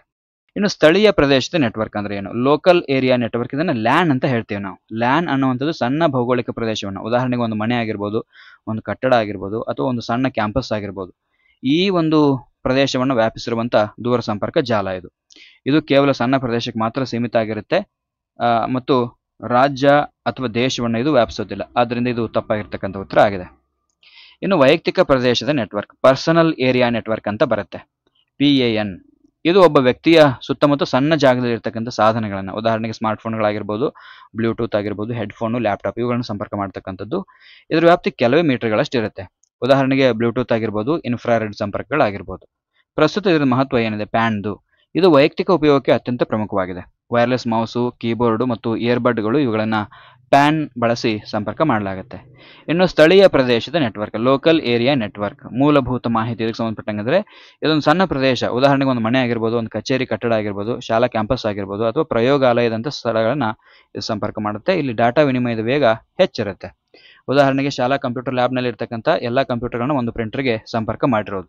ಪ್ರಸ್ತುತ ಇದರ ಮಹತ್ವ ಏನಿದೆ ಅಂದರೆ ಬಹುತೇಕ ಎಲ್ಲ ಕಚೇರಿಗಳು ಮತ್ತು ಮನೆಗಳಲ್ಲಿ ಲ್ಯಾನ್ ನೆಟ್ವರ್ಕ್ ಅವಿಭಾಜ್ಯ ಭಾಗ ಆಗಿದೆ. ಎಥರ್ನೆಟ್ ಕೇಬಲ್ಗಳು ಮತ್ತು ವೈಫೈ ತಂತ್ರಜ್ಞಾನಗಳು ಲ್ಯಾನ್ನ ಒಂದು ಪ್ರಮುಖ ರೂಪಗಳಾಗಿವೆ. ನಮ್ಮ ಮನೆಯಲ್ಲಿ ವೈಫೈ ಇದೆ ಅಂದರೆ ಅದು ಲ್ಯಾನ್ಗೆ ಸಂಬಂಧಪಡುತ್ತೆ. ಇನ್ನು ಮೆಟ್ರೋಪಾಲಿಟನ್ ಪ್ರದೇಶದ ನೆಟ್ವರ್ಕ್ ಅಂತ ಬರುತ್ತೆ, MAN. ಇದು ಲ್ಯಾನ್ಗಿಂತ ಸ್ವಲ್ಪ ದೊಡ್ಡದು, ವ್ಯಾನ್ಗಿಂತ ಚಿಕ್ಕದು. ಇದು ಒಂದು ನಗರ ಅಥವಾ ಮಹಾನಗರದಾದ್ಯಂತ ಇರತಕ್ಕಂಥ ವಿವಿಧ ಲ್ಯಾನ್ಗಳನ್ನು ಸಂಪರ್ಕ ಮಾಡುತ್ತೆ. ಉದಾಹರಣೆಗೆ ಕೇಬಲ್ ಟಿವಿ ನೆಟ್ವರ್ಕ್ ಆಗಿರ್ಬೋದು, ಅಥವಾ ಒಂದು ನಗರದಾದ್ಯಂತ ಹರಡಿರುವಂತಹ ವಿವಿಧ ಕಾಲೇಜು ಕ್ಯಾಂಪಸ್ಗಳ ಸಂಪರ್ಕ ಆಗಿರ್ಬೋದು. ಇದರ ಪ್ರಸ್ತುತ ಮಹತ್ವ ಏನು ಅಂದರೆ ಸರ್ಕಾರಿ ಸಂಸ್ಥೆಗಳು, ಯೂನಿವರ್ಸಿಟಿಗಳು, ದೊಡ್ಡ ಕಾರ್ಪೊರೇಟ್ಗಳು ತಮ್ಮ ವಿವಿಧ ಕಚೇರಿಗಳನ್ನು ಸಂಪರ್ಕ ಮಾಡಲಿಕ್ಕೆ ಬಳಕೆ ಮಾಡಿಕೊಳ್ತವೆ. ಇನ್ನು ವಿಶಾಲವಾದ ಪ್ರದೇಶದ network, wide area network, WAN. ಮೂಲಭೂತ ಮಾಹಿತಿ ಏನಿದೆ ಇದಕ್ಕೆ ಸಂಬಂಧಪಟ್ಟಂಗೆ ಅಂದರೆ ಇದು ಒಂದು ರಾಜ್ಯ ಅಥವಾ ದೇಶದಂತ ವಿಶಾಲ ಭೌಗೋಳಿಕ ಪ್ರದೇಶದಲ್ಲಿ ಹರಡಿರುವಂತಹ ಕಂಪ್ಯೂಟರ್ಗಳು ಮತ್ತು ನೆಟ್ವರ್ಕ್ಗಳನ್ನು ಸಂಪರ್ಕ ಮಾಡುತ್ತೆ. ವ್ಯಾನ್ ಅನ್ನು ಸಾಮಾನ್ಯವಾಗಿ ಖಾಸಗಿ ಮತ್ತು ಸಾರ್ವಜನಿಕ ಟೆಲಿಫೋನ್ ಲೈನ್ಗಳು, ಲೀಸ್ ಲೈನ್ಗಳು ಅಥವಾ ಉಪಗ್ರಹಗಳಂತ ತಂತ್ರಜ್ಞಾನಗಳನ್ನು ಬಳಸಿ ನಿರ್ಮಾಣ ಮಾಡಲಾಗುತ್ತೆ. ಇದಕ್ಕೆ ಉದಾಹರಣೆ ನೋಡ್ತಾ ಹೋಗೋದಾದ್ರೆ ಇಂಟರ್ನೆಟ್ ಜಾಲವು ವ್ಯಾನ್ಗೆ ಅತ್ಯುತ್ತಮ ಉದಾಹರಣೆ ಆಗಿದೆ. ಆದರೂ ಇದು ವ್ಯಾನ್ಗಳ ಒಂದು ಸಂಗ್ರಹ ಆಗಿದೆ. ಒಂದು ದೊಡ್ಡ ಬ್ಯಾಂಕ್ ತನ್ನ ರಾಜ್ಯದ ಎಲ್ಲ ಶಾಖೆಗಳನ್ನು ಸಂಪರ್ಕಿಸಲಿಕ್ಕೆ ವ್ಯಾನ್ ಅನ್ನು ಬಳಕೆ ಮಾಡಿಕೊಳ್ಳುತ್ತೆ. ಐತಿಹಾಸಿಕ ಮಹತ್ವ ಏನು? ವ್ಯಾನ್ನ ಮೂಲವು 1960ರ ದಶಕದಲ್ಲಿ ಅಮೆರಿಕದ ರಕ್ಷಣಾ ಇಲಾಖೆಯ ARPANET ಯೋಜನೆಯೊಂದಿಗೆ ಆರಂಭ ಆಯಿತು. ಇದು ನಂತರ ಇಂಟರ್ನೆಟ್ನ ಬೆಳವಣಿಗೆಗೆ ದಾರಿ ಮಾಡಿಕೊಡ್ತು. ಇನ್ನು ವ್ಯಾನ್ನ ಪ್ರಸ್ತುತ ಮಹತ್ವ ಏನಿದೆ ಅನ್ನುವಂತ ನೋಡ್ತಾ ಹೋಗೋದಾದ್ರೆ ಬಹುರಾಷ್ಟ್ರೀಯ ಕಂಪನಿಗಳು, ಸರ್ಕಾರಿ ಸಂಸ್ಥೆಗಳು, ಇಂಟರ್ನೆಟ್ ಸೇವಾ ಪೂರೈಕೆದಾರರು ಎಲ್ಲ ವ್ಯಾನ್ ಅನ್ನ ಬಳಕೆ ಮಾಡ್ಕೊಳ್ತಾರೆ. ಸೊ ಇದು ಈ ಪ್ರಶ್ನೆಗೆ ಸಂಬಂಧಪಟ್ಟಂಗೆ. ನೆಕ್ಸ್ಟ್ ನಾವು ಮುಂದಿನ ಪ್ರಶ್ನೆಗೆ ಹೋಗುವ. ಕೆಳಗಿನವುಗಳಲ್ಲಿ ಯಾವುದು ಆಪರೇಟಿಂಗ್ ಸಿಸ್ಟಮ್ ಅಲ್ಲ? ಯಾವುದು ಆಪರೇಟಿಂಗ್ ಸಿಸ್ಟಮ್ ಅಲ್ಲ? ಯುನಿಕ್ಸ್, ಲಿನಿಕ್ಸ್, ವಿಂಡೋಸ್ XP, ವಿನೆಕ್ಸ್. ಎಸ್, ಇದಕ್ಕೆ ಸರಿಯಾಗಿರುವಂತಹ ಉತ್ತರ ಆಪ್ಷನ್ ಡಿ, ವಿನೆಕ್ಸ್. ವಿನೆಕ್ಸ್ ಅನ್ನುವಂಥದ್ದು ಆಪರೇಟಿಂಗ್ ಸಿಸ್ಟಮ್ ಅಲ್ಲ. ಉಳಿದಿರುವಂತಹ ಎಲ್ಲವೂ ಆಪರೇಟಿಂಗ್ ಸಿಸ್ಟಮ್ಗಳು ಇದಾವೆ. ಎಸ್, ವಿನೆಕ್ಸ್ ಇದು ಆಪರೇಟಿಂಗ್ ಸಿಸ್ಟಮ್ಗಳಿಗೆ ಸಂಬಂಧಪಟ್ಟಿರ್ತಕ್ಕಂಥ ಸಾಮಾನ್ಯ ಜ್ಞಾನದ ಪ್ರಶ್ನೆ ಆಗಿದೆ. 4 ಆಯ್ಕೆಗಳಲ್ಲಿ ಯಾವುದು ಆಪರೇಟಿಂಗ್ ಸಿಸ್ಟಮ್ ಅಲ್ಲ ಅಂತ ಕೇಳಲಾಗಿದೆ. ಯುನಿಕ್ಸು, ಲಿನಕ್ಸು ಮತ್ತು ವಿಂಡೋಸ್ XP ಇವೆಲ್ಲ ಜನಪ್ರಿಯ ಆಪರೇಟಿಂಗ್ ಸಿಸ್ಟಮ್ಗಳಾಗಿದ್ದರೆ ವಿನಕ್ಸ್ ಎಂಬ ಹೆಸರಿನ ಅಧಿಕೃತ ಆಪರೇಟಿಂಗ್ ಸಿಸ್ಟಮ್ ಅಸ್ತಿತ್ವದಲ್ಲಿ ಇಲ್ಲ. ಇನ್ನು ಯುನಿಕ್ಸ್ ಇದೊಂದು ಪ್ರಮುಖ ಬಹು ಬಳಕೆದಾರ ಮತ್ತು ಬಹು ಕಾರ್ಯನಿರ್ವಹಣಾ ಆಪರೇಟಿಂಗ್ ಸಿಸ್ಟಮ್ ಆಗಿದೆ. ಇದನ್ನು 1960ರ ದಶಕದಲ್ಲಿ AT&T ಬೆಲ್ ಲ್ಯಾಬ್ಸ್ನಲ್ಲಿ ಅಭಿವೃದ್ಧಿಪಡಿಸಲಾಯಿತು. ಇದು ಅನೇಕ ಆಧುನಿಕ ಆಪರೇಟಿಂಗ್ ಸಿಸ್ಟಮ್ಗಳಾಗಿರ್ತಕ್ಕಂಥ ಲಿನಕ್ಸ್ ಮತ್ತು ಮ್ಯಾಕ್ OSನ ಮೂಲ ಆಗಿದೆ. ಇದನ್ನು ಮುಖ್ಯವಾಗಿ ಸರ್ವರ್ಗಳು ಮತ್ತು ವರ್ಕ್ ಸ್ಟೇಷನ್ಗಳಲ್ಲಿ ಬಳಕೆ ಮಾಡ್ತಾರೆ, ಯುನಿಕ್ಸ್ ಅನ್ನುವಂಥ ಆಪರೇಟಿಂಗ್ ಸಿಸ್ಟಮ್ ಅನ್ನು. ಇನ್ನು ಲಿನಕ್ಸ್ ಇದು ಯುನಿಕ್ಸ್ನಂತೆಯೇ ಕಾರ್ಯನಿರ್ವಹಿಸತಕ್ಕಂಥ ಒಂದು ಮುಕ್ತ ಮತ್ತು ಉಚಿತ ಮೂಲ ಆಗಿದೆ, ಓಪನ್ ಸೋರ್ಸ್ ಇದು ಕೂಡ ಒಂದು ಆಪರೇಟಿಂಗ್ ಸಿಸ್ಟಮ್ ಆಗಿದೆ. ಇದನ್ನು 1991ರಲ್ಲಿ ಲಿನಸ್ ಟೋರ್ವಾಲ್ಡ್ ಅವರು ರಚನೆ ಮಾಡ್ತಾರೆ. ಇದು ಸರ್ವರ್ಗಳು, ಸೂಪರ್ ಕಂಪ್ಯೂಟರ್ಗಳು ಮತ್ತು ಸ್ಮಾರ್ಟ್ಫೋನ್ಗಳು, ಆಂಡ್ರಾಯ್ಡ್ ಇದರ ಆಧಾರದ ಮೇಲೆನೇ ಇದೆ ಮತ್ತು ಎಂಬೆಡ್ ಸಿಸ್ಟಮ್ಗಳಲ್ಲೂ ಕೂಡ ಇದು ವ್ಯಾಪಕವಾಗಿ ಲಿನಕ್ಸ್ ಅನ್ನು ಬಳಸ್ತಾರೆ. ಇನ್ನು ವಿಂಡೋಸ್ XP ಬಹಳ ಫೇಮಸ್ ಆಗಿರ್ತಕ್ಕಂಥದ್ದು ನಿಮಗೆಲ್ಲ ಗೊತ್ತಿದೆ. ಇದು ಮೈಕ್ರೋಸಾಫ್ಟ್ ಕಂಪನಿ ಅಭಿವೃದ್ಧಿಪಡಿಸಿರ್ತಕ್ಕಂಥ ಒಂದು ಗ್ರಾಹಕ ಆಧಾರಿತ ಕನ್ಸ್ಯೂಮರ್ ಓರಿಯೆಂಟೆಡ್ ಆಗಿರ್ತಕ್ಕಂಥ ಆಪರೇಟಿಂಗ್ ಸಿಸ್ಟಮ್. ಇದನ್ನು 2001ರಲ್ಲಿ ಬಿಡುಗಡೆ ಮಾಡಲಾಗುತ್ತೆ. ಇದು ವೈಯಕ್ತಿಕ ಕಂಪ್ಯೂಟರ್ ಬಳಕೆದಾರರಿಗೆ ಸುಲಭವಾಗಿ ಲಭ್ಯವಾಗುವಂತೆ ಇದನ್ನು ವಿನ್ಯಾಸ ಮಾಡಲಾಗಿದೆ. ಇದು ಅತ್ಯಂತ ಜನಪ್ರಿಯ ಮತ್ತು ಯಶಸ್ವಿ ವಿಂಡೋಸ್ ಆವೃತ್ತಿಗಳಲ್ಲಿ ಒಂದಾಗಿರ್ತಕ್ಕಂಥದ್ದು. ಇವತ್ತು ವಿಂಡೋಸ್ 11 ಅನ್ನುವಂಥದ್ದನ್ನು ನಾವೆಲ್ಲ ನೋಡ್ತೀವಿ. ವಿಂಡೋಸ್ XP ಎಲ್ಲ ಬಹಳ ಹಳೆಯದು. ಈಗ ಪ್ರಸ್ತುತ ವಿಂಡೋಸ್ 10 ಮತ್ತು ವಿಂಡೋಸ್ 11 ಅನ್ನು ನಾವು ನೋಡ್ತಾ ಇದ್ದೀವಿ. ಇನ್ನು ಆಪರೇಟಿಂಗ್ ಸಿಸ್ಟಮ್ ಅಂದರೆ ಏನು, ಇದ್ರ ಬಗ್ಗೆ ಸ್ವಲ್ಪ ನಾವು ನೋಡ್ತಾ ಹೋಗುವ. ಆಪರೇಟಿಂಗ್ ಸಿಸ್ಟಮ್ OS ಅಂತ ಇದನ್ನು ಹೇಳ್ತಾರೆ. ಇದು ಕಂಪ್ಯೂಟರ್ನ ಹಾರ್ಡ್ವೇರ್ ಮತ್ತು ಸಾಫ್ಟ್ವೇರ್ ಸಂಪನ್ಮೂಲಗಳನ್ನು ನಿರ್ವಹಿಸುವಂಥ ಒಂದು ವ್ಯವಸ್ಥಾ ಸಾಫ್ಟ್ವೇರ್ ಆಗಿದೆ. ಇದು ಕಂಪ್ಯೂಟರ್ ಮತ್ತು ಬಳಕೆದಾರರ ನಡುವೆ ಸಂಪರ್ಕ ಸೇತುವೆಯಂತೆ ಕಾರ್ಯ ಮಾಡುತ್ತೆ. OS ಇಲ್ಲದೆ ಕಂಪ್ಯೂಟರ್ನ ಬಳಸೋದು ಅಸಾಧ್ಯ ಆಗಿದೆ. ಇನ್ನು ಆಪರೇಟಿಂಗ್ ಸಿಸ್ಟಮ್ನ ಪ್ರಮುಖ ಕಾರ್ಯಗಳೇನು? ಮೆಮರಿಯನ್ನು ನಿರ್ವಹಣೆ ಮಾಡುತ್ತೆ. ಕಾರ್ಯಕ್ರಮಗಳಿಗೆ ಅಗತ್ಯವಾಗಿರ್ತಕ್ಕಂಥ ಮೆಮರಿಯನ್ನು ಹಂಚಿಕೆ ಮಾಡೋದು, ಪ್ರೊಸೆಸ್ ನಿರ್ವಹಣೆ ಮಾಡೋದು, ಒಂದೇ ಸಮಯದಲ್ಲಿ ಅನೇಕ ಕಾರ್ಯಗಳನ್ನು ಸಮರ್ಥವಾಗಿ ನಿರ್ವಹಣೆ ಮಾಡುತ್ತೆ. ಫೈಲ್ಗಳನ್ನು ನಿರ್ವಹಣೆ ಮಾಡೋದಾಗಿರ್ಬೋದು, ಫೈಲುಗಳು ಮತ್ತು ಫೋಲ್ಡರ್ಗಳನ್ನು ಸಂಘಟನೆ ಮಾಡೋದು ಮತ್ತು ಅವುಗಳ ನಿರ್ವಹಣೆ ಮಾಡೋದು ಇದರ ಕೆಲಸ ಆಗಿದೆ. ಭದ್ರತೆ ಮತ್ತು ಸಾಧನ ನಿರ್ವಹಣೆ, ಉದಾಹರಣೆ ಪ್ರಿಂಟರ್ ಮತ್ತು ಕೀಬೋರ್ಡ್ಗಳನ್ನು ನಿಯಂತ್ರಣ ಮಾಡೋದು ಮತ್ತು ವ್ಯವಸ್ಥೆಯ ಭದ್ರತೆಯನ್ನು ಖಚಿತಪಡಿಸೋದು OSನ ಪ್ರಮುಖ ಕಾರ್ಯಗಳು. ಸೊ ಇದಿಷ್ಟು ಈ ಪ್ರಶ್ನೆಗೆ ಸಂಬಂಧಪಟ್ಟಂಗೆ ಒಟ್ಟು KSET ಪರೀಕ್ಷೆ 2020ರ ಪ್ರಮುಖ 10 ಸಾಮಾನ್ಯ ಜ್ಞಾನದ ಪ್ರಶ್ನೋತ್ತರಗಳನ್ನು ನಾವು ಇವತ್ತಿನ ತರಗತಿಯಲ್ಲಿ ತಿಳ್ಕೊಂಡಿದ್ದೀವಿ. ಸೊ ಇದಿಷ್ಟು ಈ ತರಗತಿ. ಇದೇ ರೀತಿ ಹೆಚ್ಚಿನ ವಿಡಿಯೋಗಾಗಿ ನೀವು ನಮ್ಮ ಯೂಟ್ಯೂಬ್ ಚಾನಲ್ಗೆ ಸಬ್ಸ್ಕ್ರೈಬ್ ಮಾಡಿ, ಹಾಗೆ ಪಕ್ಕದಲ್ಲಿ ಕಾಣುವಂಥ ಬೆಲ್ ಬಟನ್ ಮೇಲೆ ಕ್ಲಿಕ್ ಮಾಡಿ ಆಲ್ ನೋಟಿಫಿಕೇಶನ್ ಅನ್ನು ಸೆಲೆಕ್ಟ್ ಮಾಡ್ಕೊಳ್ಳಿ. ಸಿಗೋಣ ಮತ್ತೆ ಮುಂದಿನ ತರಗತಿಯಲ್ಲಿ. ಎಲ್ಲರಿಗೂ ನಮಸ್ಕಾರ, ಧನ್ಯವಾದಗಳು.